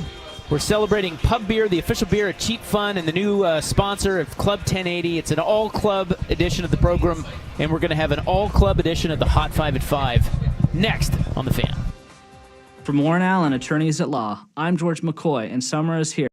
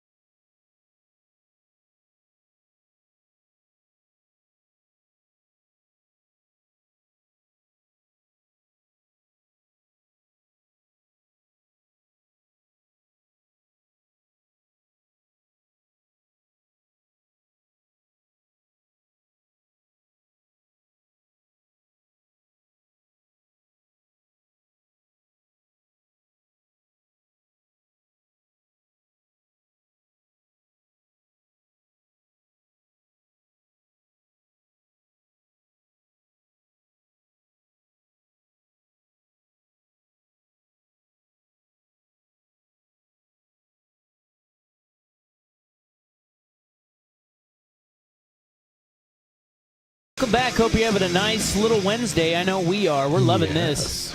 This is the Club at the Pub. It's all Club 1080 edition of the program today. I don't know about anyone else, but I'm thoroughly enjoying this. We're out here at 10 Barrel Brewing in Northwest Portland. Come on by. The pub beer made here is the official beer of Cheap Fun. My drinking finally has a sponsor, and let me just say for the record, it's about time. And the official beer of Club 1080. That's right. Hence the Club at the Pub. Now, tomorrow we're going to be back here supporting the Portland Grand Prix, but for now, not Club at the Pub. It's all club. Tomorrow will be sports. You have to do boring topics tomorrow. I know. This is fun. I think we should do this all the time. And I'm not kidding. It is a lot of fun. I'm not. It kind of harkens back to, and I know this is going to sound terrible, and so spare me your text messages and whatever, whatever. I loved COVID. Exactly. The COVID shows. COVID was terrible, okay? It was awful. I get it. It was, people died, all that. But can we admit that there were some things about COVID that were fantastic? Parking, amazing. Traffic, even better. And let me just say this, the COVID casts, people ask all the time, oh my God, was that the worst time for you guys to be in radio? No, it was the best time because there was no sports, so we got to do this for like 9 months straight, and it was magical. I'm sorry. This harkens me back to those days. I don't want to say that COVID was great. I'm just saying those three aspects, traffic, parking, and Club 1080 basically for 4 hours, look, I miss it. Well, no crowds. Yes, no crowds. Yeah, add that to the list. It got dangerous, though. There were a couple times where I was driving into work, and I would look down and be like, ooh, I got to slow down. Well, it's bad. Like, you're going across the 205 bridge. There's like 3 cars on it, and there's no cops. And next thing you know, you're like, well, let's see what this, and you look down at your speedometer, and you're like, ooh, that's problematic. Like, I should stop that. Anywhere you wanted to go, park right up in front. You'd go into a bar with whatever limited service they had, park right in front of it. You know what else was a residual of COVID? I'm looking at what reminded me of is I'm looking out the window at it. Yeah.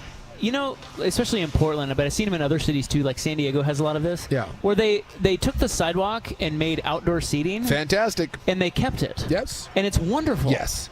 Who doesn't want to be outside? It's all stuff that, but none of it was there before. No, yeah, but we've now added. It's like you see it now and you're like, well, why didn't they do that sooner? Yeah, it's like this.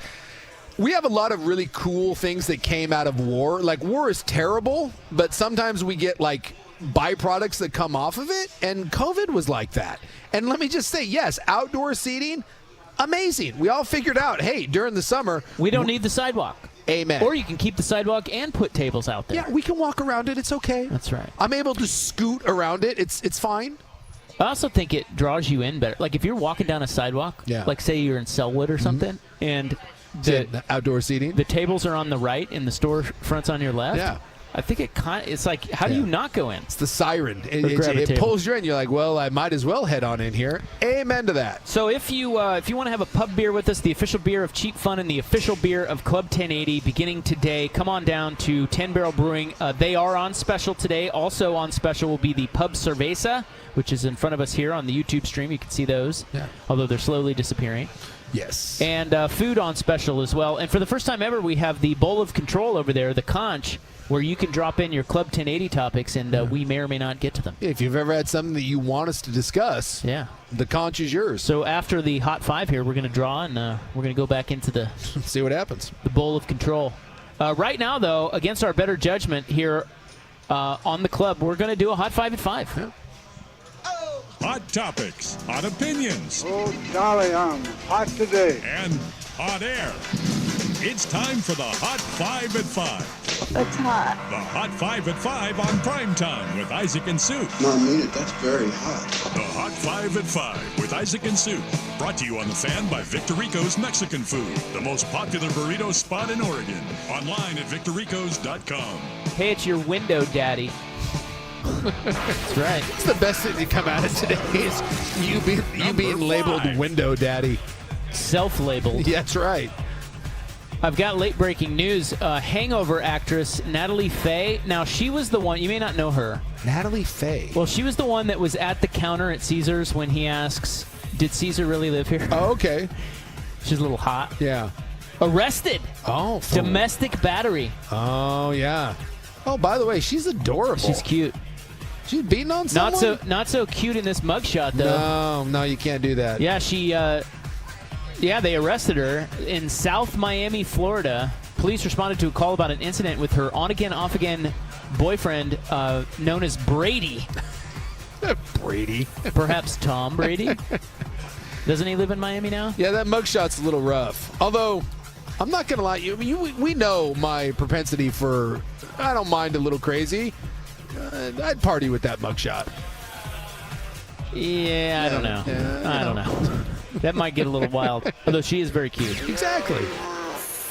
And here's the thing, dude. I can take a punch. I mean, Number 4. You like that. You like that. Let's be honest, dude. I get hit way harder than that on a daily basis. Let's go. The death of Richard Simmons, they say, has been caused by falls and heart disease, which is really random and weird. It is kind of, well, I mean, I think those are probably the two leading causes of death for the olds. Although maybe it's because, falls are really bad for the olds. And so if you've got a weak ticker and then you have a bad fall and you can't recover from it, and, Yeah, so this Look, it was Richard Simmons' time. I think we can all admit that. He hadn't been seen in public in 10 years. This is according to his brother, Lenny. Oh, there's a brother, huh? Lenny Simmons. Remember he had his caretaker, his housekeeper was supposedly keeping him prisoner?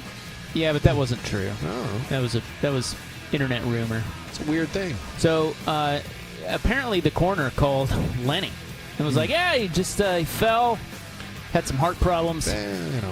He was old. Yeah, and sick. No one questions the olds when they go. When Richard Simmons How old was he, though? I think he was in his 80s, was he not? No, I don't think so. Really? No, 76.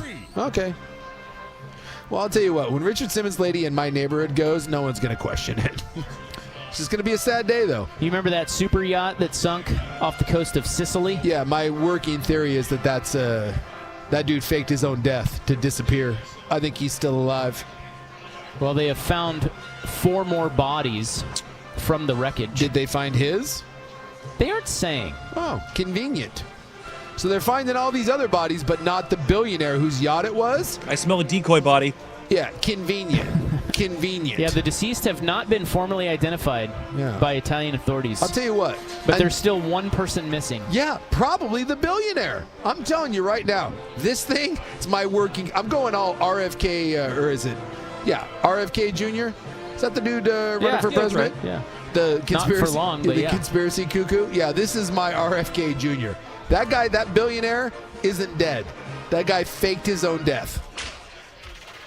Now they'll find his body tomorrow, and I'll have to issue an apology. But until then, then you can switch your theory to he was murdered. Yeah, there you go. Because who sails a yacht in a freaking That's the best water part. tornado? That's the best part about conspiracy theories is that when they're proven false, you just pivot to a slightly different conspiracy. J.K. Rowling is having some issues. Yeah, I think she's been having issues for a while. Well, can I just say, she's an idiot. Well, yeah. She did write Harry Potter. But she's entitled to what she believes. Yeah. And she has now deleted 27 tweets containing her opinions about trans athletes. She's big into that whole thing. Because of the Olympics. Which, by the way, wasn't even real. Right. Just saying. So there is a rumor now that she was named in a cyberbullying lawsuit about this. And that's why she has deleted her racy messages. She and Elon Musk. It was yes. Yeah, they're perfect for each other. That poor woman, and by the way, yes, she was a woman. She was born a woman. She's been a woman her entire life. She's from it was Algeria. one of the Middle Algeria. That's what it was. Where it's illegal to even be to transition. Like that poor woman was raked over the coals by these morons. Number 1. So, I don't know if anything will come of her lawsuit, but I feel terrible for her. And it's official, guys. Benifer is no more. Yeah. And if they can't last, what are we all even doing? What's the point? Aaron Andrews isn't on the sidelines. Benifer isn't together. No prenup.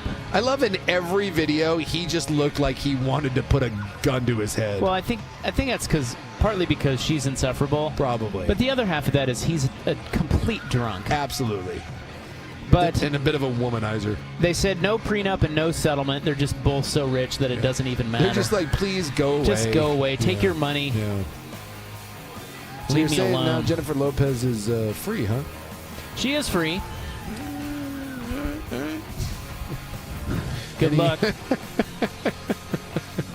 She's just Jenny from the block, right? She's any interest in Suki from around the corner? No? I'm guessing not. Probably not. How do you feel about washed-up practice squad offensive linemen? You know who you might have a shot with, though, is Holly Saunders.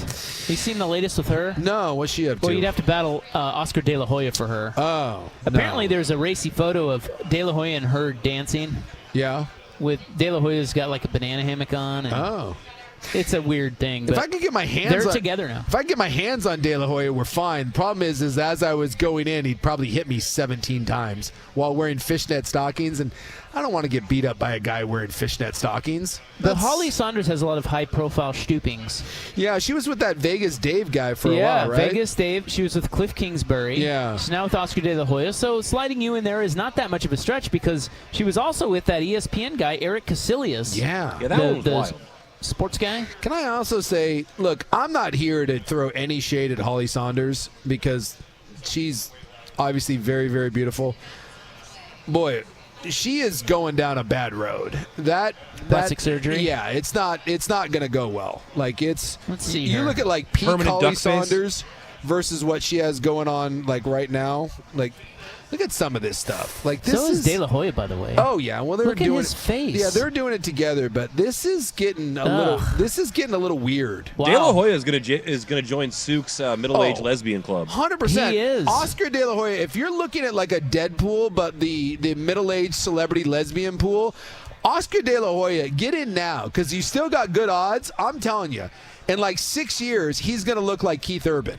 Like a Latino version, but look at her. She looks like a Kardashian now. Yeah, it's getting That's weird. I think women do that on purpose, don't they? I don't know. To get plastic surgery to look like a Kardashian. Here's an even worse one. Look at this thing right here. What is happening here? Yeah. Like her face it's just overly is plastic. It's morphine, and not in a good way. Wow. Yeah. Neither of them can smile. No. Ever again. No, ever again. So sad. There is a lot of implants going on, and I'm talking above the neck. All right, the Hot 5 at 5 brought to you by Victor Rico's Mexican Food, the most popular burrito spot in Oregon. Order now at victorricos.com. All right, up next, we're going to go to the conch. I've drawn the latest surprise Club 1080 topic. I can't wait. From the listeners. And the topic is Jason Swigard. Yes. That's it. Oh, no. That's what we're doing. All right, we'll toy with that, and we'll be right back. We're here Here's courtesy the of Pub Beer situation. at 10 Barrel Brewing in Northwest Portland on 1080 The Fan. We think. The Fan is live on YouTube, Twitch, and now Window Nation brings you the window in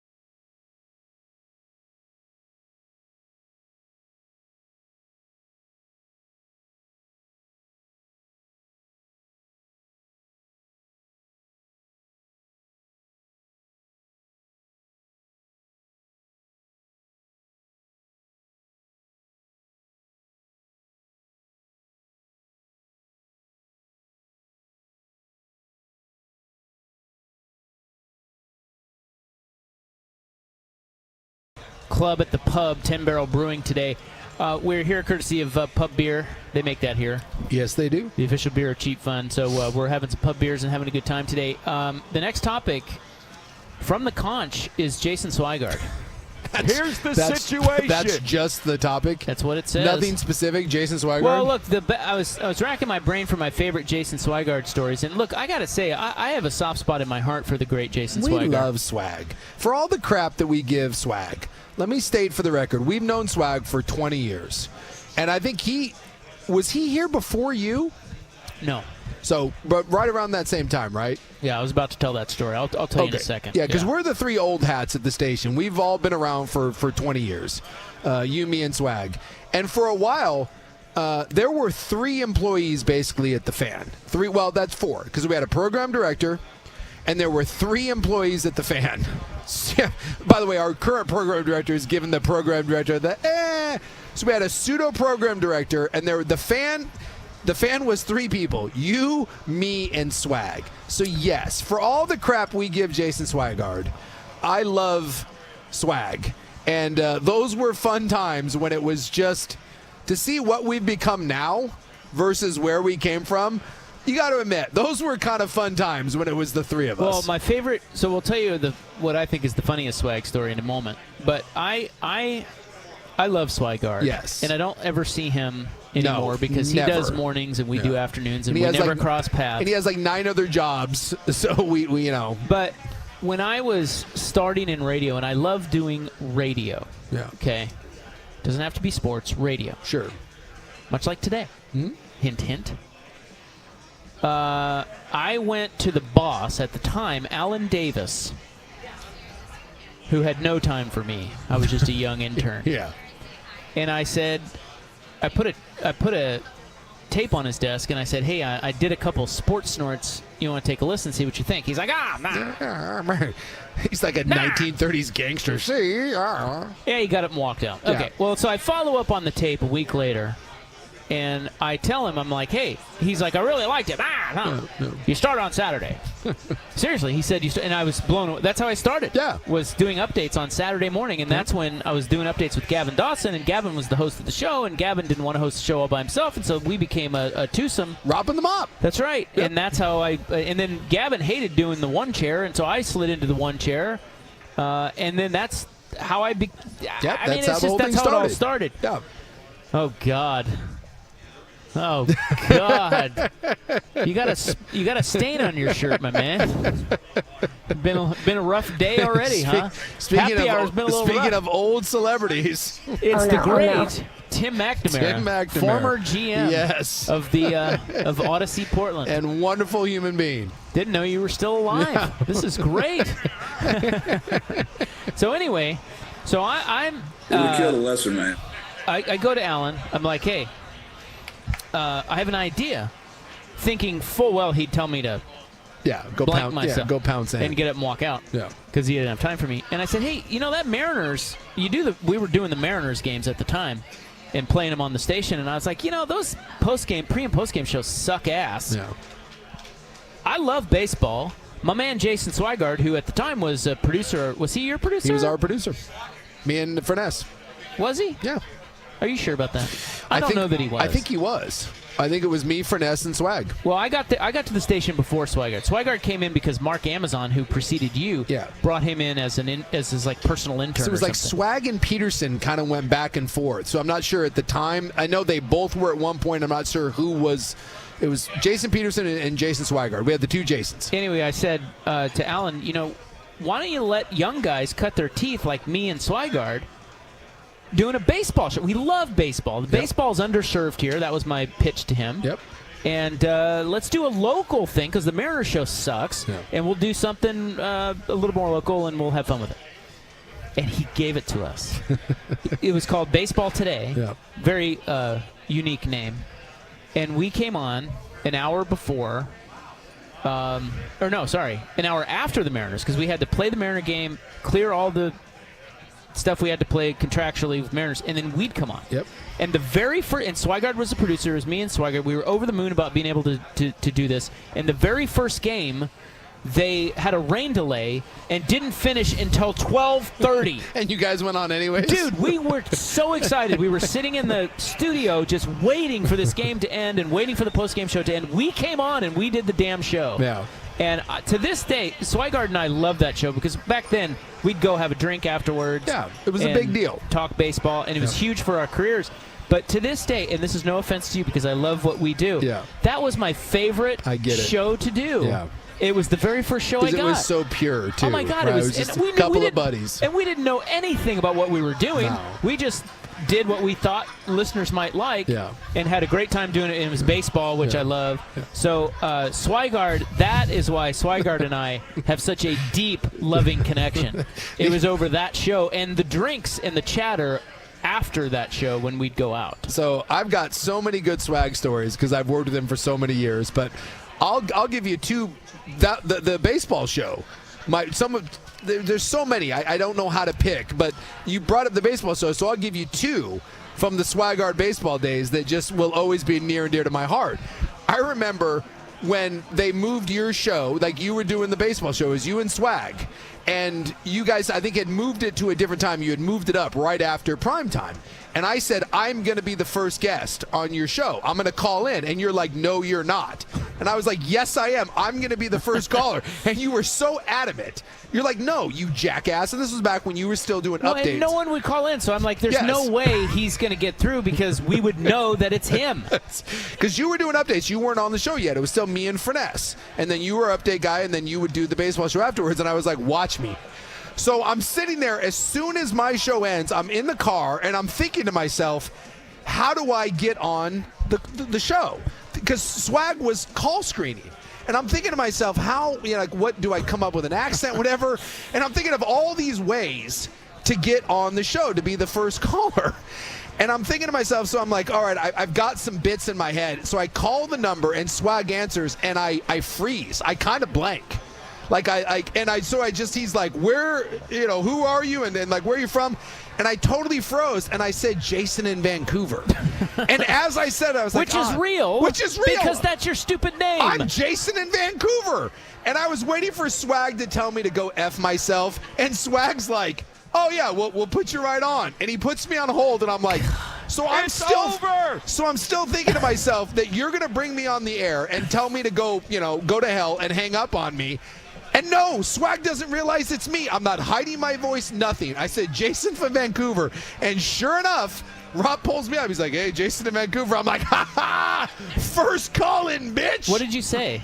I just started laughing. I wish we had audio of it. I was like, I told you I'd be the first caller. And you were so pissed at Swag. I was. You were so angry. That was like one of my all-time favorite moments. The other one is, so you did the baseball show, and one day you were gone. You were on vacation.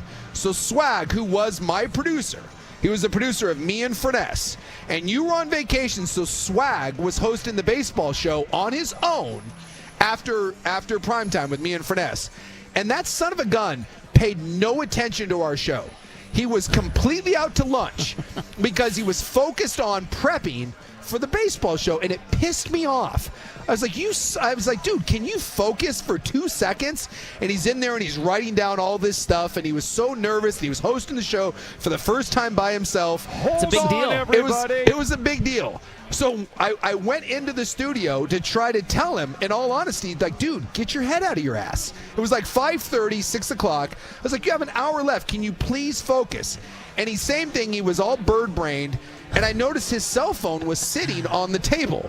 So I took his cell phone. I stole it. So I take it in there, and he doesn't even realize his cell phone's gone because his head's up his ass. So I take his cell phone, and I tape it. I turn it on, full volume, and I tape it under his seat where he's going to sit to do the baseball show, right? So my show ends, and he comes in and goes, hey, has anyone seen my cell phone? I'm like, no, dude, I don't know. I don't know what happened to it. And he's like, well, I can't find it. And I'm like, I don't tell you, man. And so he's like, whatever. He's like, I got to do the show. And he's all fired up about the show. So it's taped underneath right where he's sitting. So he starts the baseball show. I leave, and I'm listening in my car as I'm driving home, and I just start calling his phone. And it's buzzing, and it's ringing, and he can't find it. And that whole first segment, he was so flustered because all he heard was it ringing and it buzzing, and he couldn't.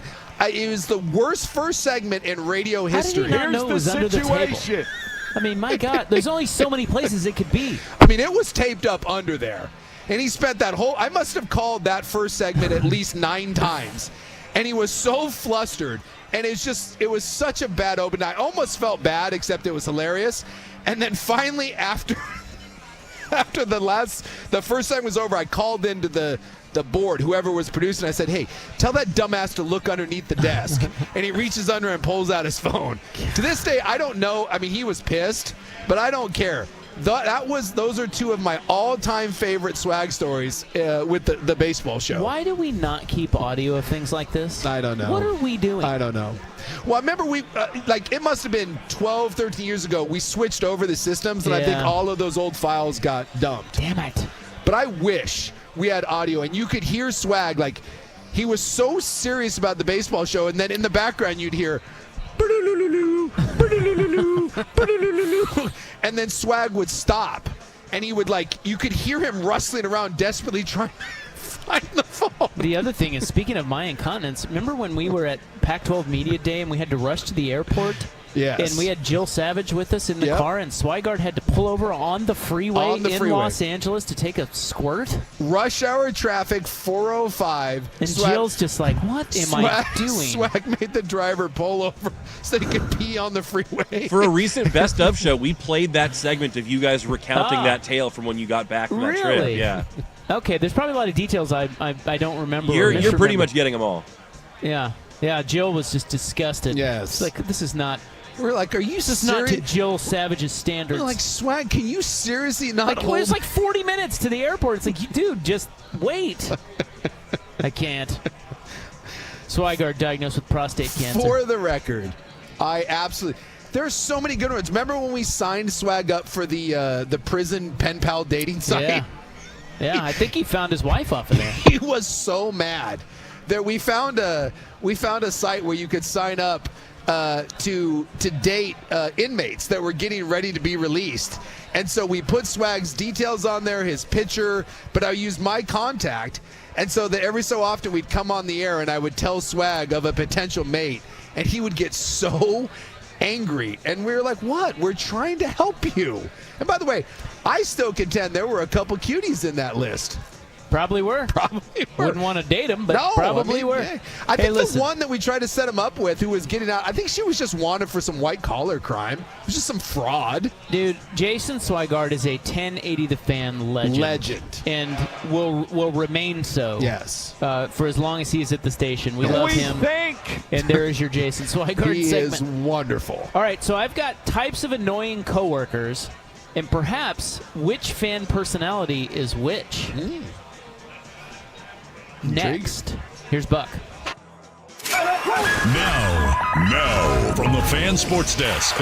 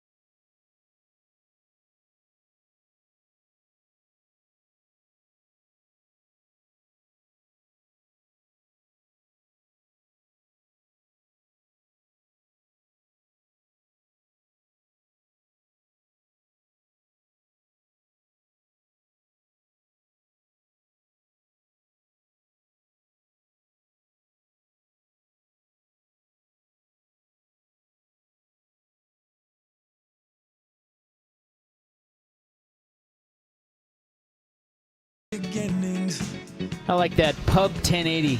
Yeah, I gotta admit, this has been a lot of fun. This is a fun show.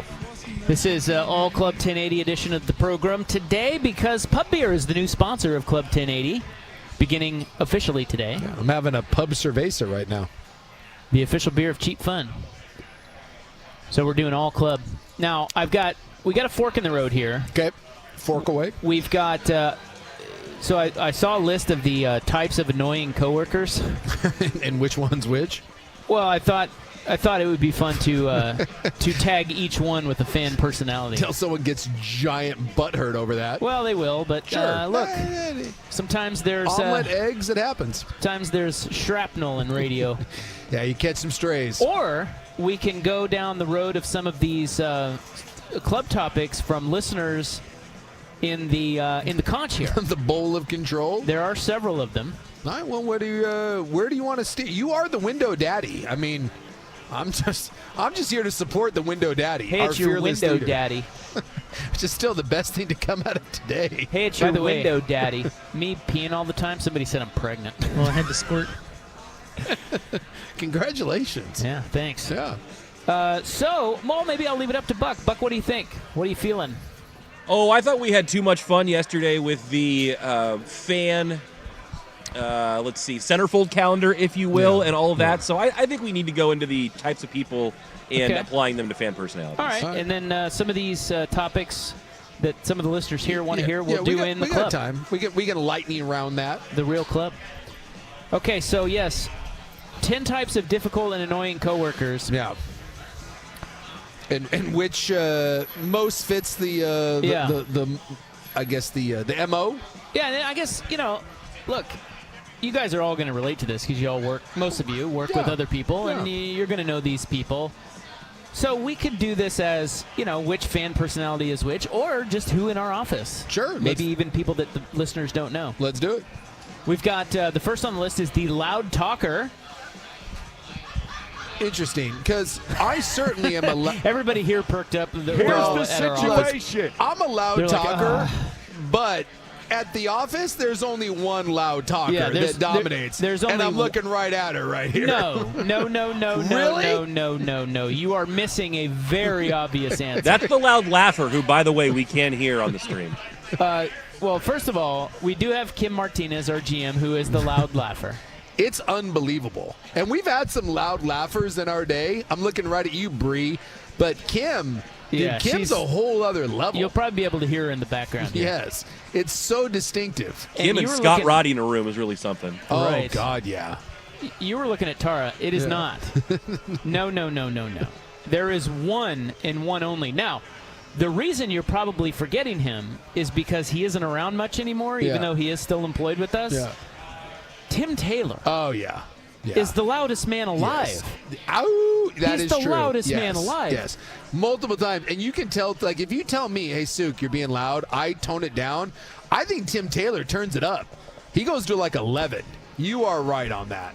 That's 100%. The loud talker is either oblivious to your efforts to get some work done or insensitive to them. Either way, this type of annoying colleague can take over your thought stream and ruin your morning.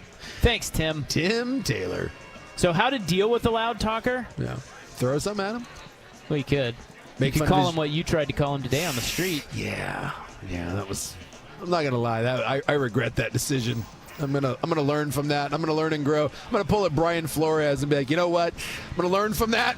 I'm gonna take that home. I'm gonna marinate on it, and we're gonna be better. I think a really good way to go with this is like the noise canceling, or even just the noise canceling headphones or earbuds. Yeah. Because that's a great thing now, because you can fake like you're on the phone. Sure. Now. Yeah. With that. Can we Dr. Evil? Can we shush another human being? Shh. Shh. Before you even start, shh. Whole bag of shh. I do that sometimes to the BTJ. If you really want to piss off your gal, just shush her. Boy, I'll tell you what, it is. Yeah, that's a no-no. Yeah. Moms everywhere. If you really want to crank up the tension in your house, just shush your lady. Okay, the political agitator seeks recruits for his or her favorite political causes among the staff, oblivious to the fact that this can cause friction among coworkers, or perhaps specifically because it can. I don't think we have a big political guy at the office, do we? says regardless of where on the political spectrum this individual might reside, the political agitator will either discuss divisive issues during work or pressure the entire team to come along to a rally, flash mob, or protest to boost the ranks. I don't think we have anyone, do we? Boy, I tell you, I think people now, with how divisive it has gotten, just steer clear. I think a lot of people just stay in their lane, man. They just shut up. Yeah. And we don't really talk about this kind of stuff anymore. Yeah, it's not a. I'm trying to think if we have one. Yeah, looking over at our table. I can't think of one. I really don't. I don't think you get a lot of politics that happen in our office. I really don't. And if they do, it's a bunch of liberal snowflakes like you. Someone nominating Schultze. Oh, yeah. I don't know. I don't think we have one. I don't. No, that's not us. I don't. Okay, the next one on the list. These are the 10 types of difficult and annoying coworkers. Is the gossiper.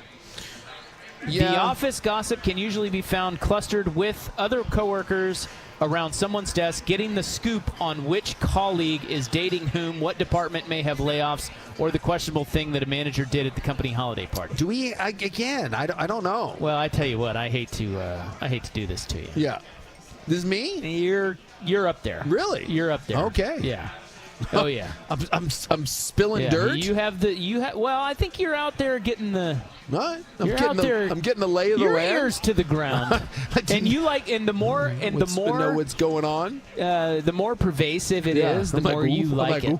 Well, he has a unique new perspective now in that there's someone on the sales staff who is dating someone that is close to Soup. Yeah, so I he gets like that double. He gets business from both sides now. Boy, I don't like that at all. I'll tell you that right now. It's a bad dynamic. Because he, who will remain nameless, Joe Fisher, dude, that dude tells his significant other everything.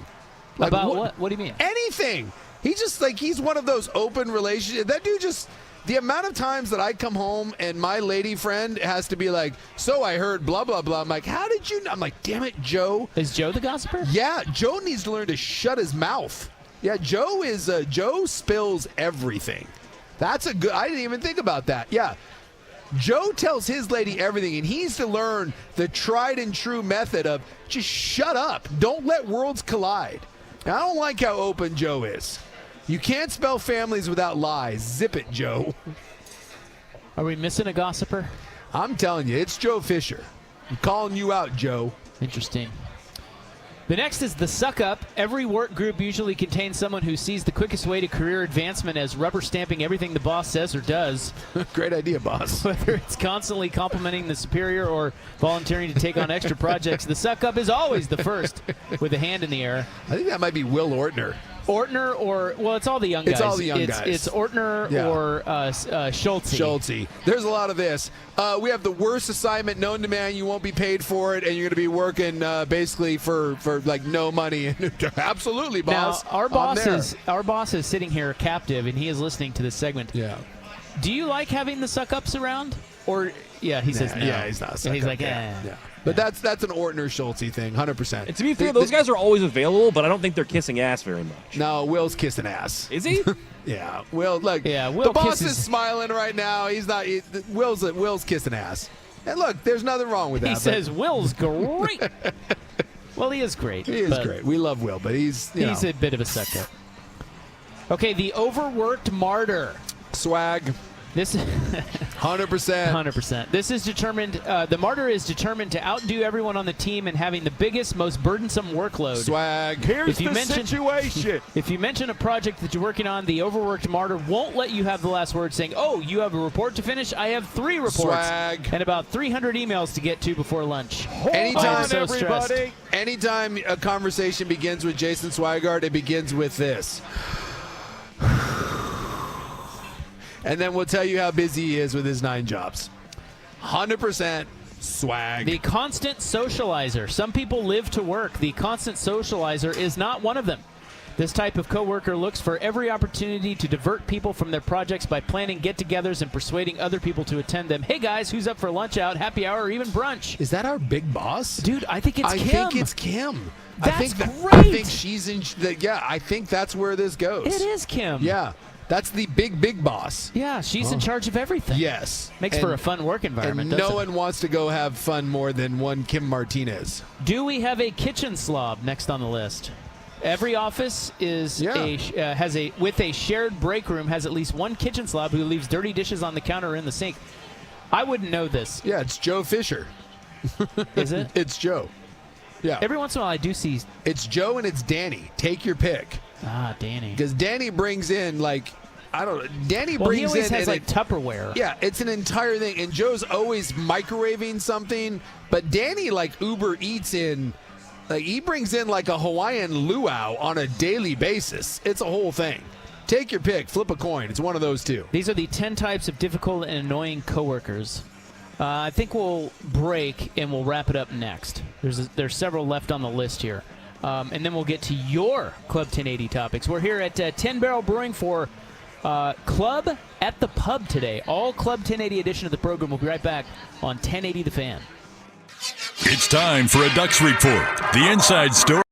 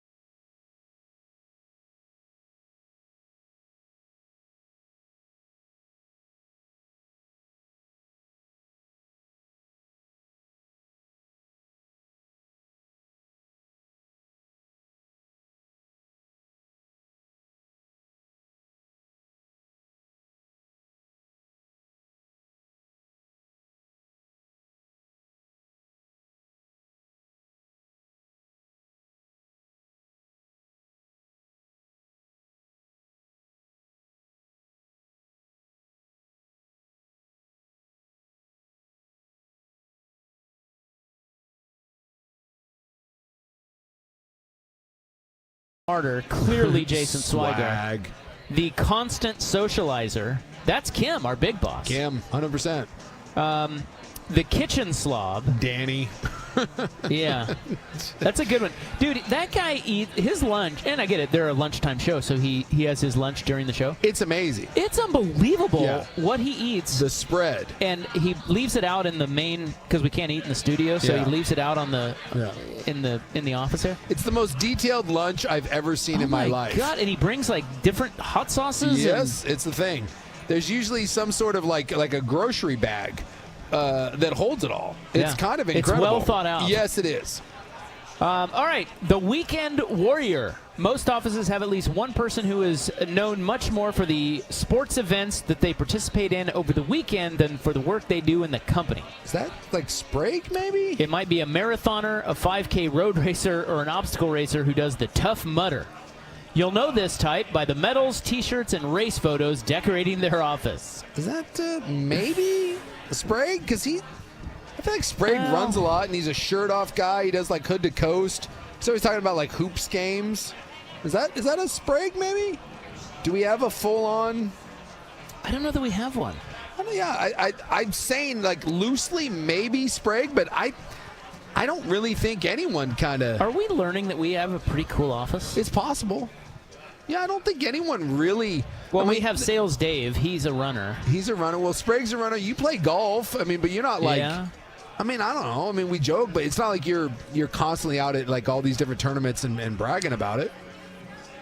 Yeah, I'm going to say we're going to go empty on that one. Yeah. Okay, now we have the personal oversharer. Personal oversharer. Most teams have that one member who lacks an appropriate verbal filter. Every detail, whether from a relationship breakup or shopping trip, is to be shared and rehashed for everyone within earshot. The personal oversharer might also be called the time suck because the minutes can quickly add up to a wasted chunk of the afternoon gobbled up by overly long personal stories. Is that swag again?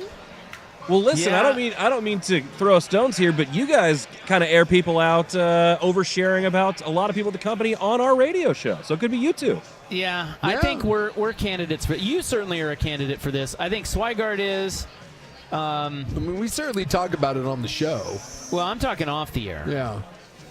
Because oftentimes, you'll be regaling. If you have an audience, you will regale them. We regale. All right. You, not me. Not you. I shut up. Everybody thinks I'm an ass because I don't ever say anything. All right, I'll take the brunt So of that. I'm going to go with you. Maybe Swigert there. Okay. I'm trying to think somebody else in the office. I don't really know much about anybody in the office. Therefore, I don't think any of them are personal oversharers. We know everything about you. There you go. And the know-it-all is last on the list. These are the 10 most annoying or difficult coworkers.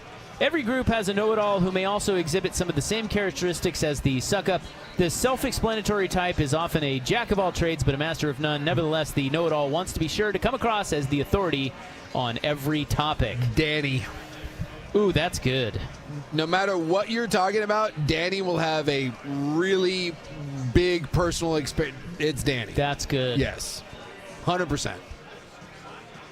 No matter I do what. feel like there's a man in attendance here who, hopefully they're not listening, but they're over there. Like, They're yes. over there drinking pub beers. Yes. John Ludwig Coog Ludes. He falls into this category. Well, Luke may fall into this as well. Oh, Luke. Yeah, he's got. There'll be a tail. Wow. There'll be a tail. The know-it-all. Yeah. You're right. That's good. It's pretty good. Yeah. He may. I went Danny. It may be Danny and Luke and a vicious cockfight for the top spot on that one. All right. Well, that's all we have time for. Guess what's up next? Hey, Club 1080. Go figure. It's time for the club. Now, in the club, I think what we'll do is I've got 1, 2, 3, got lightning 4. round. You're going to sports? Yeah, we'll do. Wouldn't that be something? Joey Votto retired. Next. Take your calls. Bo Nix, react. 1, Go. 2, 3, 4, 5. I have 6 topics that were written down and thrown into our conch here by listeners here, and we'll speed date those next. Right, How do you feel about that? Let's do it. I All like right, it. we'll do that next. In more Club 1080 from 10 Barrel Brewing on the Fan. Experience high-speed racing thrills when the NTT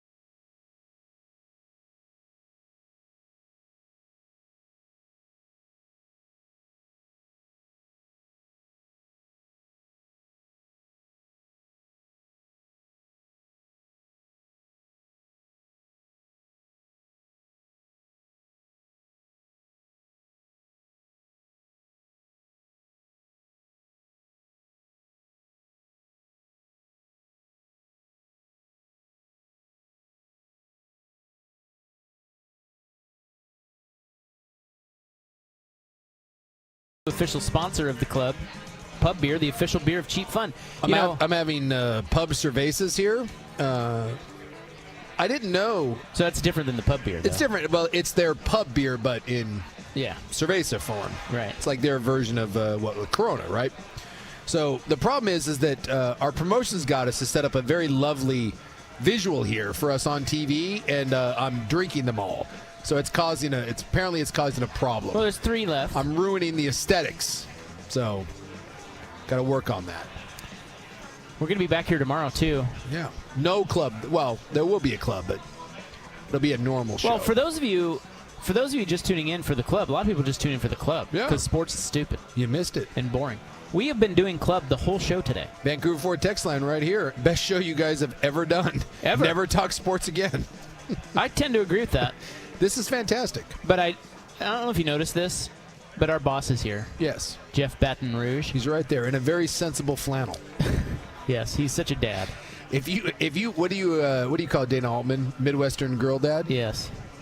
Yeah, that's him. Dana Altman and Jeff Baton Rouge should get together and drink like scotch. Now listen, they should. Yes. If it were up to me, we would do this. Yeah. We would. I'm not kidding. Probably cause a bit of a problem. I don't think it would. I think it would be great. I think our ratings would be better. It would be more fun. But did you notice that he has already come over here and started talking about, well, guys, looks like in about a week the shows are going to be done for you, talking all that football. He's already laying the groundwork. He's laying the groundwork for, don't get any bright ideas. Yes. Dip S's. This was once, during COVID, you were out. You might have had COVID. And what? You might have. I never had COVID during COVID. You didn't have? Then you may have I been. only got it for the first time last year. Then you may have been on vacation, and something happened where I did the show from my house. You were gone, and so it was just me. It was me and Buck. Buck, do you remember the circumstances of why we did that show? No. I mean, no. The short answer is no, I don't. Yeah. So I did it from my desk at home, which, by the way, is the Isaac Ropp Memorial Desk. Thank you. In your great honor. Rest in peace. I have your old desk. So I did the show from there, and it was amazing. And at least 3 different times throughout the course of that broadcast, Jeff would text me and basically tell me, don't get any bright ideas. You're coming back in the studio tomorrow. Because my thing was, hey, if this goes well, why don't we just do it this way? Why don't we just do it this way? A lot of shows did. Yes. Yeah, that got shut down immediately. Yeah, they wanted us in studio. It was like 3:15 and the boss is already sending me a message. Yeah, you're back in studio tomorrow. You're fine. It was like, don't get used to this. Well, I think wasn't that because somebody had COVID? It wasn't me, but I think I was out on vacation. Yeah, you were out on vacation. Someone had COVID or whatever. I don't know. There was some sort of thing, and so they were like, I couldn't come in studio. It might have been that I had COVID and was getting over. Because I was on vacation. Yeah, I think you were on vacation. I got COVID and I felt fine, but that was back in the day when you needed to be, like, you had to be like quarantine. Yeah, quarantine. So even though I was like, dude, I'm not. I had COVID for like 12 hours, and I'm like, dude, I feel fine. I'd worked out all weekend, and it was a Monday. I was like, dude, I feel fine. He goes, I'm sorry, like, you can't come back in until Tuesday. You have to be, free for a couple days. So we did the show Monday from my house, and then I was kind of angling. I was like, hey, what if I just did the rest of the week while Rob's gone? And he's like, yeah, no. It's like, yeah, you're back in studio. He shut it down immediately. So this has been the Club at the Pub, all Club 1080 edition of the show here at 10 Barrel Brewing. Thanks to Pub Beer, the official beer of Cheap Fun, our new sponsor. Okay, so for the actual Club of the Club, we're going to go through, we're going to try to rapid fire these. These are all suggestions placed into the conch, the bowl of control, where people wrote down club topics on a Post-it and threw it in, and we picked them out randomly. Just random things. So I have 1, 2, 3, 4, 5. I have 6 of these. We'll see how many we can get through. Sure. Okay. We'll see what happens. The first one is, who would be more out of place, Isaac in a mosh pit or Souk at hot yoga? And that's an easy answer. It's a way easy answer. And it's me. Because I actually, once in a while, I go do hot yoga. Yeah, I don't think you're The question that out should of be place. Rop in a mosh pit or Rop in hot yoga. No, I like yoga. Yeah. I'm Hot a yoga yoga, guy. being uncomfortable? I've never done hot yoga, but I'm open to it. Yeah. I just like to do yoga at home, not at a studio. I do yoga or Pilates once a week. That's usually like my rest day. And occasionally I've done hot yoga. The only thing that I don't like about hot yoga is most of the time in hot yoga, it's a bunch of middle-aged housewives and me. And so, yeah, I do feel a bit out of place.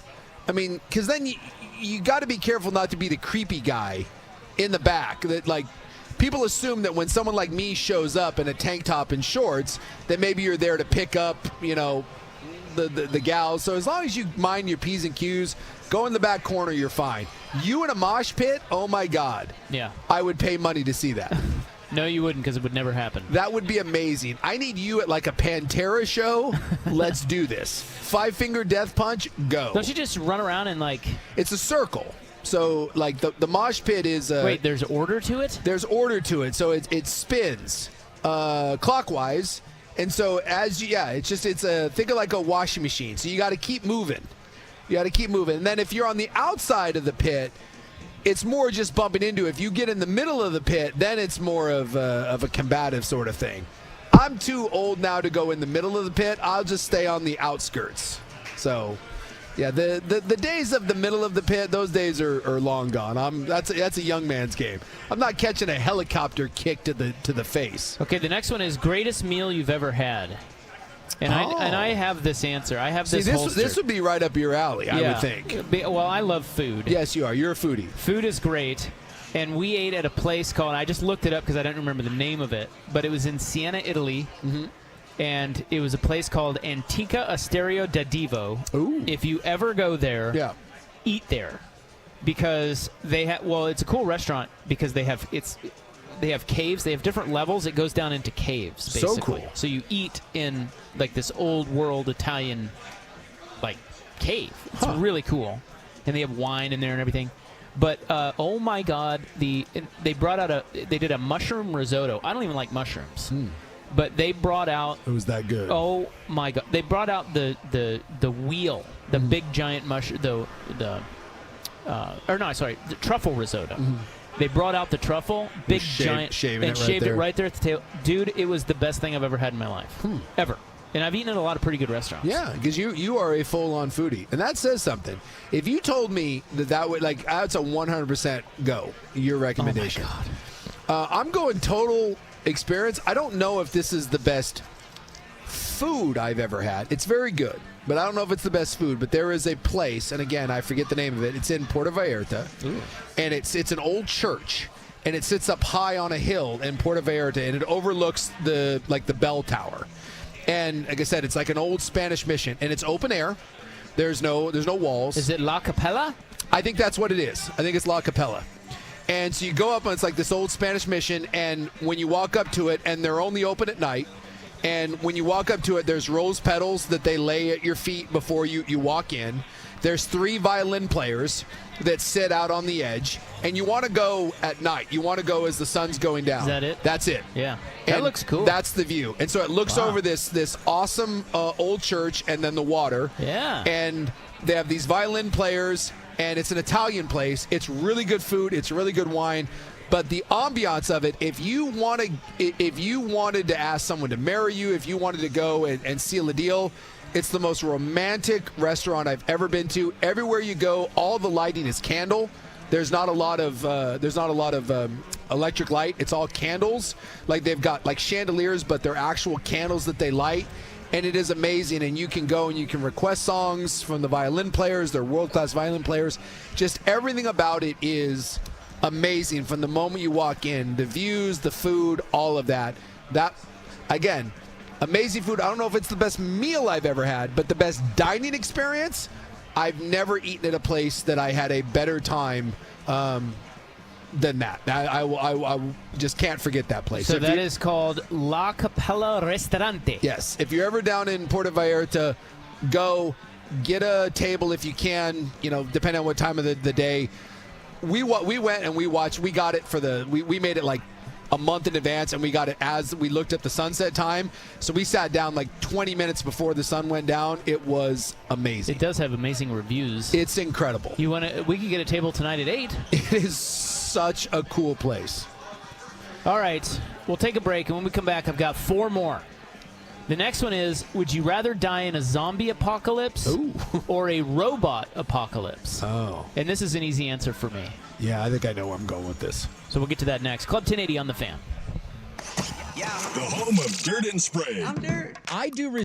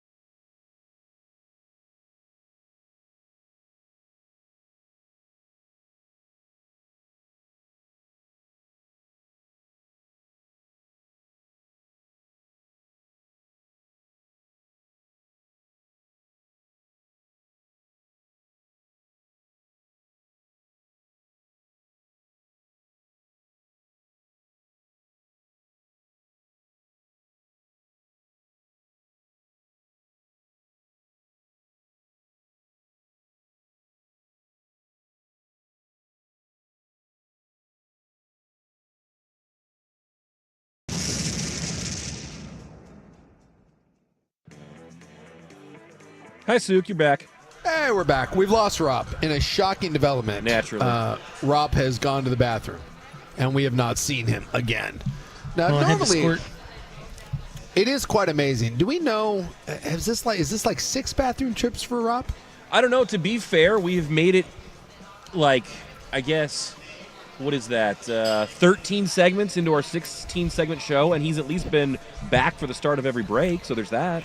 Yeah. Well, normally, like around this time, like if he's back, it's normally he's been derailed by someone. Sure. Someone has stopped him. Yep.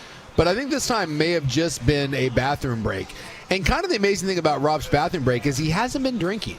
Yeah. Like Rob hasn't had a single beer or a single cocktail, and yet he did have to go to the bathroom once again. Well, but I've had 2 pitchers of water. And by the way, can I just say that you can.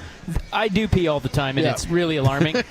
And I'm really actually kind of worried about it. Yeah. But in this instance, that was not my fault. Oh, that wasn't? I was cornered by Tim McNamara. well, that happens. Our former GM. Okay. He doesn't shut up. No, Does he know won't. that you have a radio show that's live right now? He doesn't. He doesn't care. The best part is when Tim was our GM, often I could see Rob through the window as we started segments.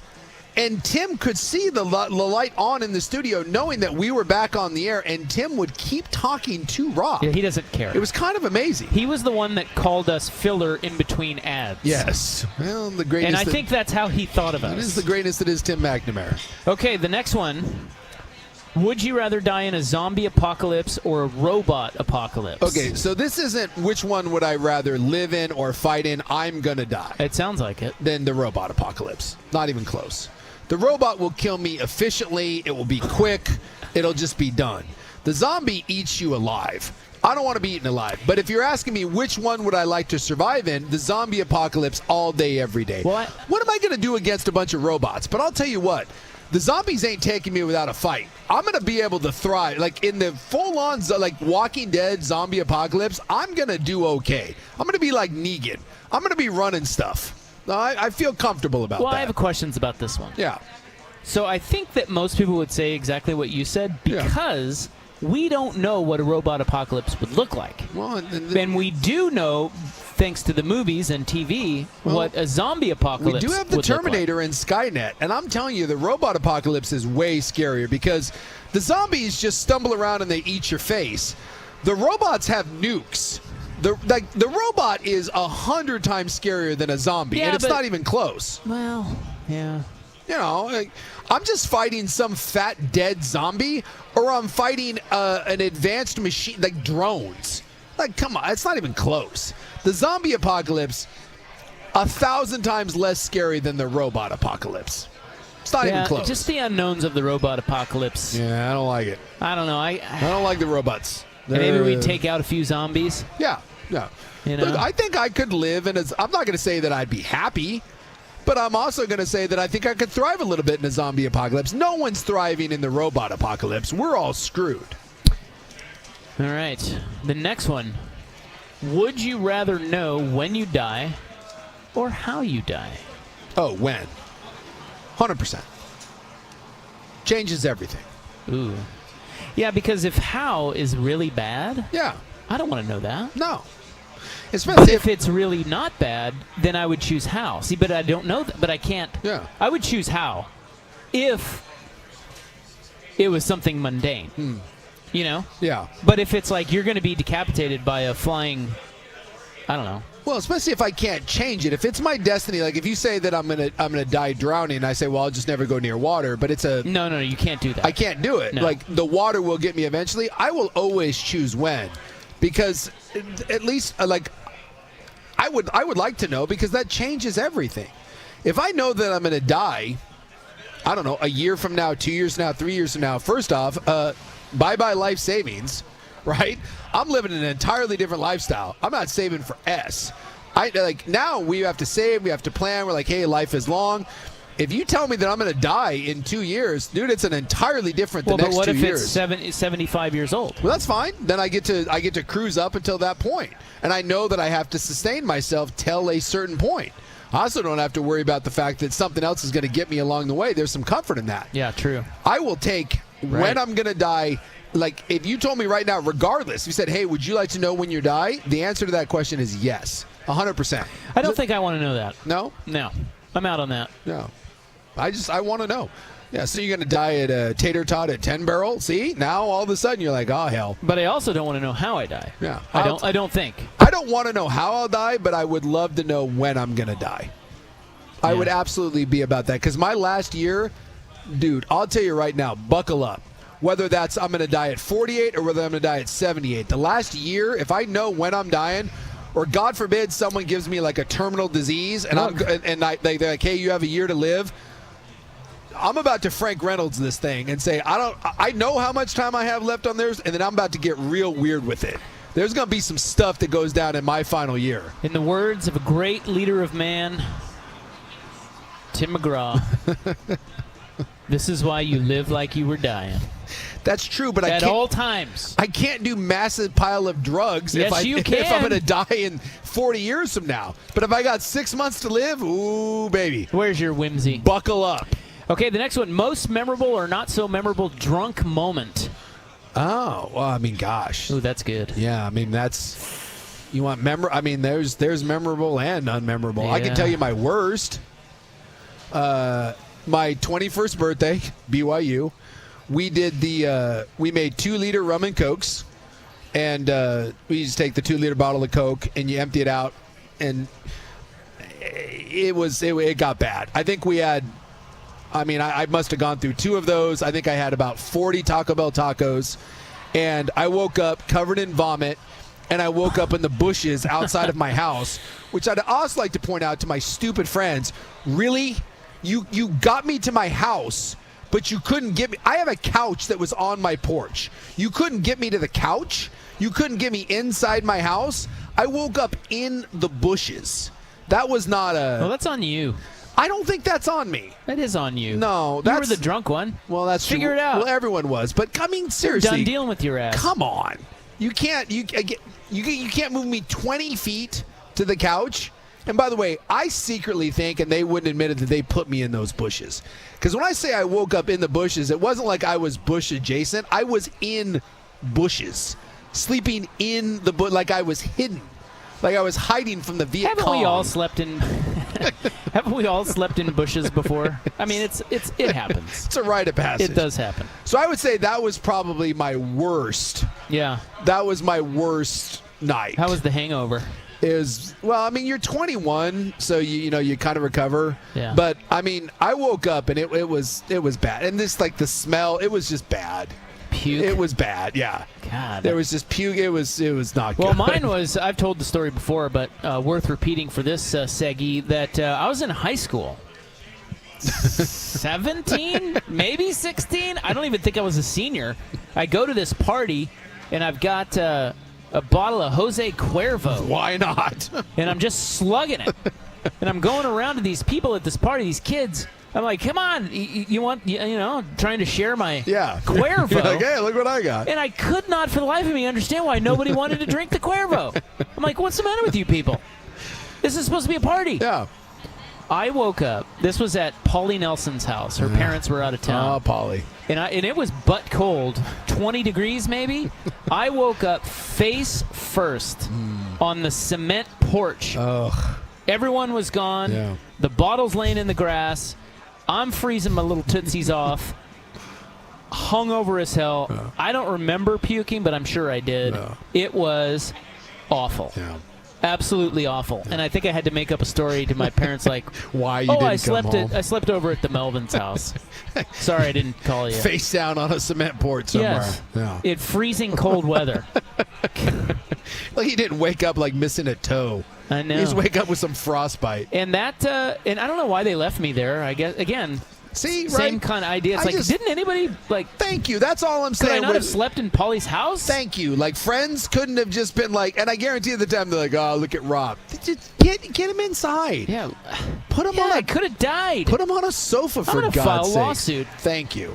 I'm suing Polly's parents. Ford posted, Aaron McCubbins, I'm looking right at you sons of bitches. I hope they have a bunch of money.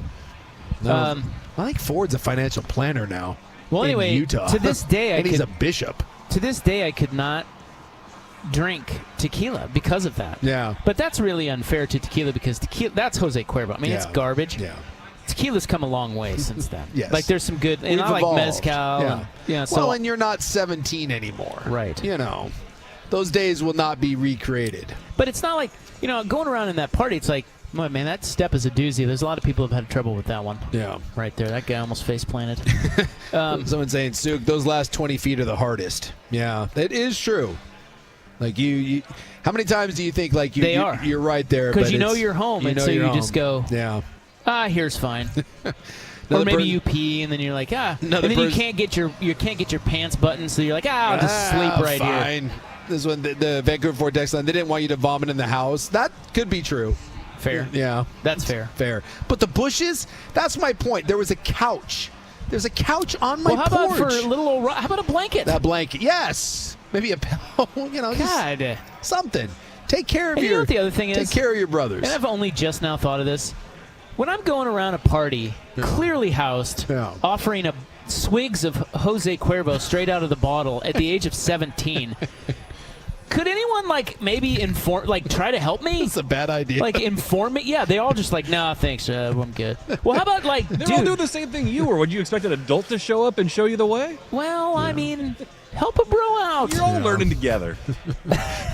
That's true. Maybe they didn't know it was bad, but none of them took any drinks. I like this too, Vancouver Ford text line. Rob, you remember your first bad drink experience, but not the name of your first lady encounter. No, I have no idea. I don't even know. I can't even picture her. That's incredible. There you go. Or him. No, I'm kidding. Yeah, we're not here to judge. Or maybe I'm not. Yeah. No, I don't honestly I'm gay, don't I'm gay, remember I'm gay. my first.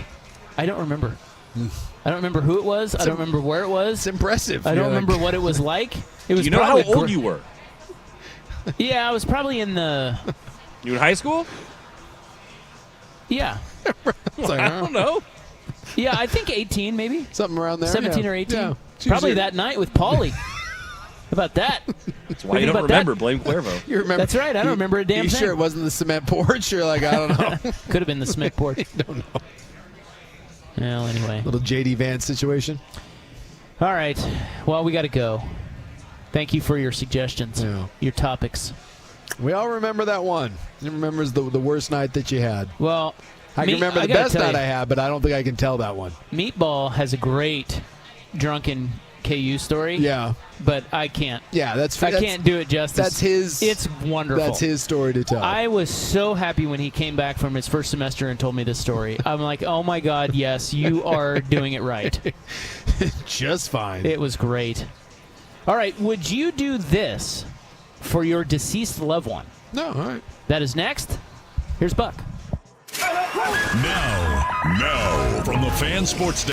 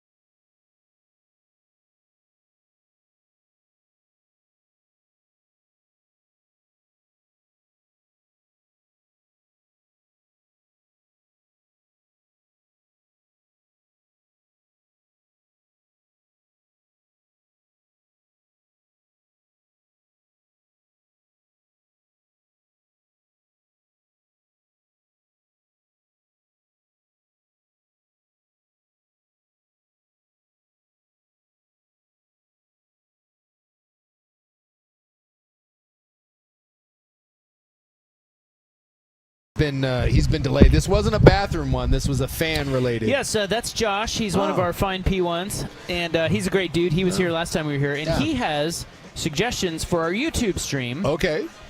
Which I'll share in our next big YouTube stream meeting. Okay. Because he watches us on YouTube. He's one of the youngs. Yeah. The And so youngs love the YouTube. Yes, and I'm always fascinated by how the youngs consume us. Sure. And what their ideas are for how we can be better for the youngs. Yes. And so he had a couple suggestions, and I thought they were great. I like it. At any rate. Well, I met Everett, P1 Everett, listening in his car right now as he just left. Nice. Thank you to all the fans that came out. We love meeting the fans. So, would you do this for your deceased loved one? This is a real story. Okay.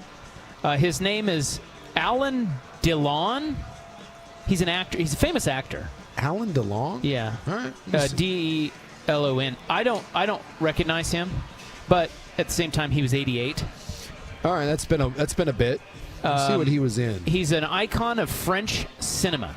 Not certain that I'm familiar then with his work. I don't know. So he starred in The Leopard and Our Story. Yeah, I got nothing. Oh, by the way, I was going to tell you one other thing about my man Josh there. Yeah.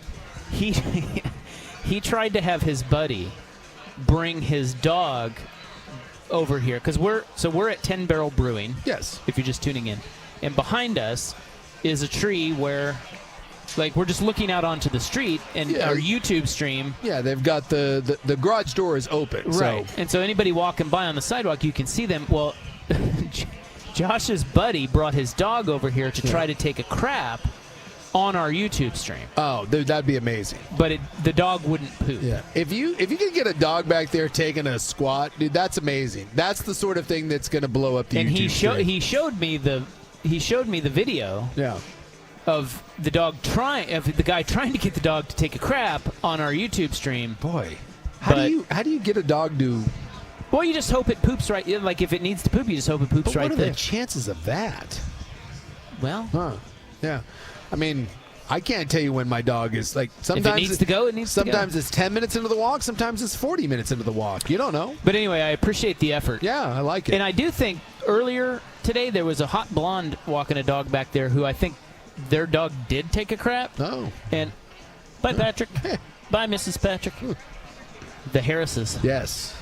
Patrick Harris. Of the Vancouver. He works here. Of the Vancouver Harrises. How about him tucking in his shirt for this? I know, it's a little weird. He's got pants and a tucked-in shirt. It's strange. I wasn't used to that. But with a baseball cap as well. So anyway, I think her dog did take a dump out there. All right, well. And she was mortified. I remember turning around and looking at her face going, oh, she's hot. And then I'm like, oh. Well, every now and then, I mean, my dog's like 160 pounds, and there is every so often where we're walking, and then one of the olds will be out in their yard doing something, and Ka will take a squat, and I'm like, oh, please not here, because his... Yeah, it's massive. It's uncomfortably large. And I cleaned it up. I mean, I got the bags, but just the look on people's face, I just want to tell them, calm down, I'm going to clean it up. But, like, they watch me, like, as if I'm not going to. I'm like, it's doo-doo. It's no different than if a Shih Tzu does it. It's just larger. But I do get mortified when he does it in front of the homeowner. Or they're looking out their window at you. You're like, calm down. All right, so this guy's a French actor. Would you do this for your loved one? He has expressed his wish. He has a Belgian Shepherd dog. Yeah. That's his doggy. Yeah. By the way, he's 88. Did I mention that? Yes. He's 88. Old man. Just passed away. He wants the family to euthanize the dog. Oh. And bury the dog with him. No. No. What the hell, man? Yeah. They say that he's told his family that he disclosed this in a magazine back in 2018, and it is in his will. Yeah, like his what do you call it? Like last final will and testament. Yeah, it's in there. Dude, no, you don't get to say that. Like, can I say that I want my wife to be killed? Like, you don't get to do that. He said, I've had 50 dogs in my life, but I have a special relationship with this one. Get one of the other dogs. Dig one of the other dogs up and that's already dead and throw it in your grave. He says, if I die before him, I'll ask the vet to take us away together. No. He'll put him to sleep in my arms. That's not how this works, you son of a bitch. No. Now, what if... Okay, so, of course that's awful. That is beyond terrible. But what if you're his daughter? Yeah. And you don't get the money unless you do this? Oh. You probably got to do it. How much money are we talking about? Well, I mean, I guess we could maybe look up his net worth. Yeah. Can I be honest with you? You know what I'm doing? I'm getting a fake dead dog. Wait, what? No, you don't get. I don't know how you would. You just brought up a good point. How would we even know? I'm faking it. It's like Meet the Parents with Jinxie Cat. Go to the shelter and find one that looks like it. I'm not gonna lie, but this is gonna sound terrible. I'm showing up at like the animal shelter and being like, "Look, I need a dead dog," and they're gonna be like, "Sir, get out of here." And then I go find. Look, I guarantee. No. Hold on. Stop with the whole line. Your whole line of thinking. I'm going to put in a caveat that there is someone who will be there to release the funds only upon seeing the dead dog being buried with the man. Again, so all I got to do is find a Belgian Shepherd. No, again, stop that line of thinking. You're trying to get around this soup style. Stop with that. You are the daughter or the son. Yeah. He has. I'm going to look up his net worth, but he's an actor, very famous. He's got money. Yeah. You do not get a dime unless you euthanize that dog, and it is verified that it is that dog by this independent party, and that dog is buried with that man. I'm going to need to know how much. I know this is a terrible, terrible thing to ask. I need a dollar amount because I'm not going to lie. There is a sliding scale here. There really is. And believe me, I am thoroughly against this in every shape and form. But unlike other people, I'm at least honest with. I'm at least honest with my my price tag. There's a price. He is worth $200 million. Yeah, that dog's dead. It's dead. You ass. It's dead. So what's the threshold? At what point in time? I'll tell you what the threshold isn't. It's $200 million because that dog's dead. As crappy as it is, and I'll tell you what, dude, I'm cutting off like $1 million, and that's going. The first thing I'm going to do is I'm going to a Belgian Malinois Shepherd rescue, and they're getting $1 million. I'll tell you what, even if I went to a Belgian Shepherd rescue group and said, "Hey, I want you guys to realize I'm going to have to put this dog down," but when I do it, I'm going to give you guys $1 million. You know what that rescue group would say? Euthanize away. I'm giving him $5 million. Sure. Whatever you want to give him. I get it. Because I have more guilt. That dog's going down. But I'm with you. That dog. $200 million. The dog has to die. Exactly. Well, and here's and that's what he wanted. Think about how many dogs you could save with that money. And here's the other thing, too. Exactly. I don't even know how old this dog is. What if this is an old dog? Like, it's one thing if the dog's like 6 months. By the way, that dog's still going down. But if that dog's like 11 years old, I'm not even thinking twice about it. Yeah. I'm like, sorry. Yeah, it's not even a thought. Yeah. At that money. No. What if it's like, okay, so take the money out of it. Let's go back. What if it's like a snake? Oh, that dog's dead for like $30. Or that snake's dead for like $30. No, again, take the money out of it. This is just your dad and his. Snake's he has dead. a pet snake. He's like, I want the snake to go with me. That's dead. I don't care. No problem. What about seriously for like a case of beer and like if you gave me a case of pub beer and like a round of golf at like Heron Lakes, that snake's going down. Well, no, this is just his. Again, forget the money, forget beer. Yeah. This is just his wish. Yeah, it's going down. What if it's a ferret? I'm gonna need some money for a ferret. Really? I don't need. You can't take the ferret's life? I don't need a lot of money. It's an effing ferret. Look, I don't need a lot of money, but I'm gonna need something. I like ferrets. What about a cat? I'm gonna need some money. Really? I'm gonna need some money. What about a fish? No. Fish is dead. Fish is dead. Fish is dead. God, poor fish. Not even thinking twice about it. What if it's your finger? Oh, is my I got to cut off a finger? Yeah. Yeah, there's a price tag. But what if... No, this is like your family. Yeah. Your beloved family, whom I know you love so much. And they're dying. That I talk to so often and that think so highly of me. And they want your ring finger buried with them. Nah. Again, you're not gonna honor that? No. Here's the thing about my family. And by the way, this may be a big blank me. They all believe that they're all going to go to the other side and get to be together and like run around and, They may be right. They're going to be on Kolob. By the way, that's a real thing. Look it up. What's that? That's Mormon heaven. They're on Kolob. What's in there? Oh, that's where Jesus lives. I'm not kidding either. Look it up. How do you spell it? Oh, Kolb, Kolob. That's a real thing. Look it up. So they're all in Zion. Yeah, it's their heaven. So they're all up there in Kolob. They're all like bouncing around. Shocking development. I'm not going to Kolob. So here's my thing. If they told me, hey, I need to cut off my ring finger, one of two things is going to happen because that ring finger isn't coming with him. Either I'm going to get to the other side and find out that I'm a giant ass, but I'll tell you what, if that is the truth, I got a lot of other things I got to answer to other than my ring finger. And if not, no one will know any different because we're all dead. So that ring finger is staying right on my hand. Now, if there's a price tag attached to that, I've said it many a times, my digits have a price tag.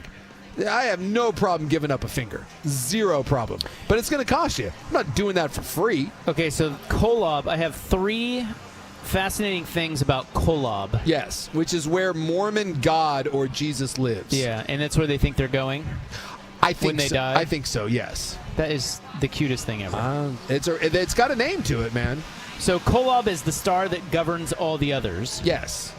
That's the first thing. That's where, again, the whatever God, whatever higher it's power. one star yes. greater than every other star. Yes. That's where Window Daddy lives. Right. Yeah.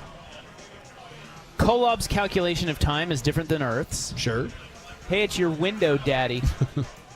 And Kolob is the source of light for other creations. Yeah. It's like divine. Yeah, it's the engine that drives the universe. Yeah. Cool. Guess who's not going there? Me. And the least of my worries is whether or not I cut off a ring finger. Look, I fully admit that if I get to the other side and my family and the Mormon thing is right, I got some stuff. Like, that's not even like, I'm just going to get to the other side and be like, yeah. You ever get that where you get caught doing something and you don't even try to fight it? Like, you get that speeding ticket, you're like, yeah, that was me. That's going to be me on the other side. I'm just going to raise my hand and be like, look, whatever you're going to hit me with, deserved. My bad, my fault. I'll raise my hand. I'll take it. And wherever you're sending me, you're sending me. Because if that turns out to be true, I'm in a lot of trouble. Like, lots of trouble. And what are you going to do? All right. We got to wrap it up. Coming up next, we're here at 10 Barrel Brewing, courtesy of Pub Beer, the official beer of Cheap Fun and Club 1080. Oh. Be right back on The Fan. The Ducks are on a roll. They have hammer recruiters.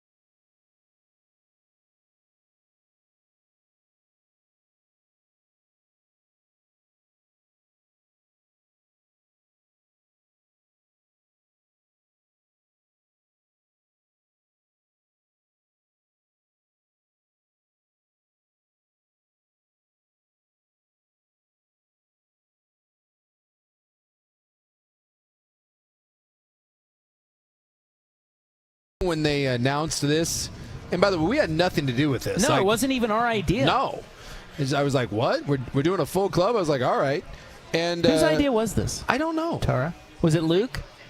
It was Luke's idea. Well, this was fantastic. And we don't want to give him any credit. The problem is that we're back here tomorrow for the PIR race. Yeah. And quite frankly, I don't want to do sports. Me neither. How are we supposed to come back? Let's not. This was too much, Daddy. This was too much fun, and now I'm supposed to come back tomorrow. And sports? That's going to be tough. We got to talk about like Bo Nix and crap. I know. The Raiders aren't playing their starters in the final preseason game. Discuss.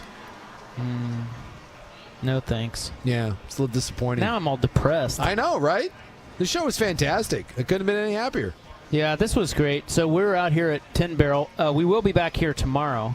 But today we're celebrating the Pub Beer, which is the new sponsor of the club. So yeah, you'll be hearing more about them here over the next, hopefully several years. Yeah, exactly. My drinking finally has a sponsor. And let me just say for the record, it's about damn time.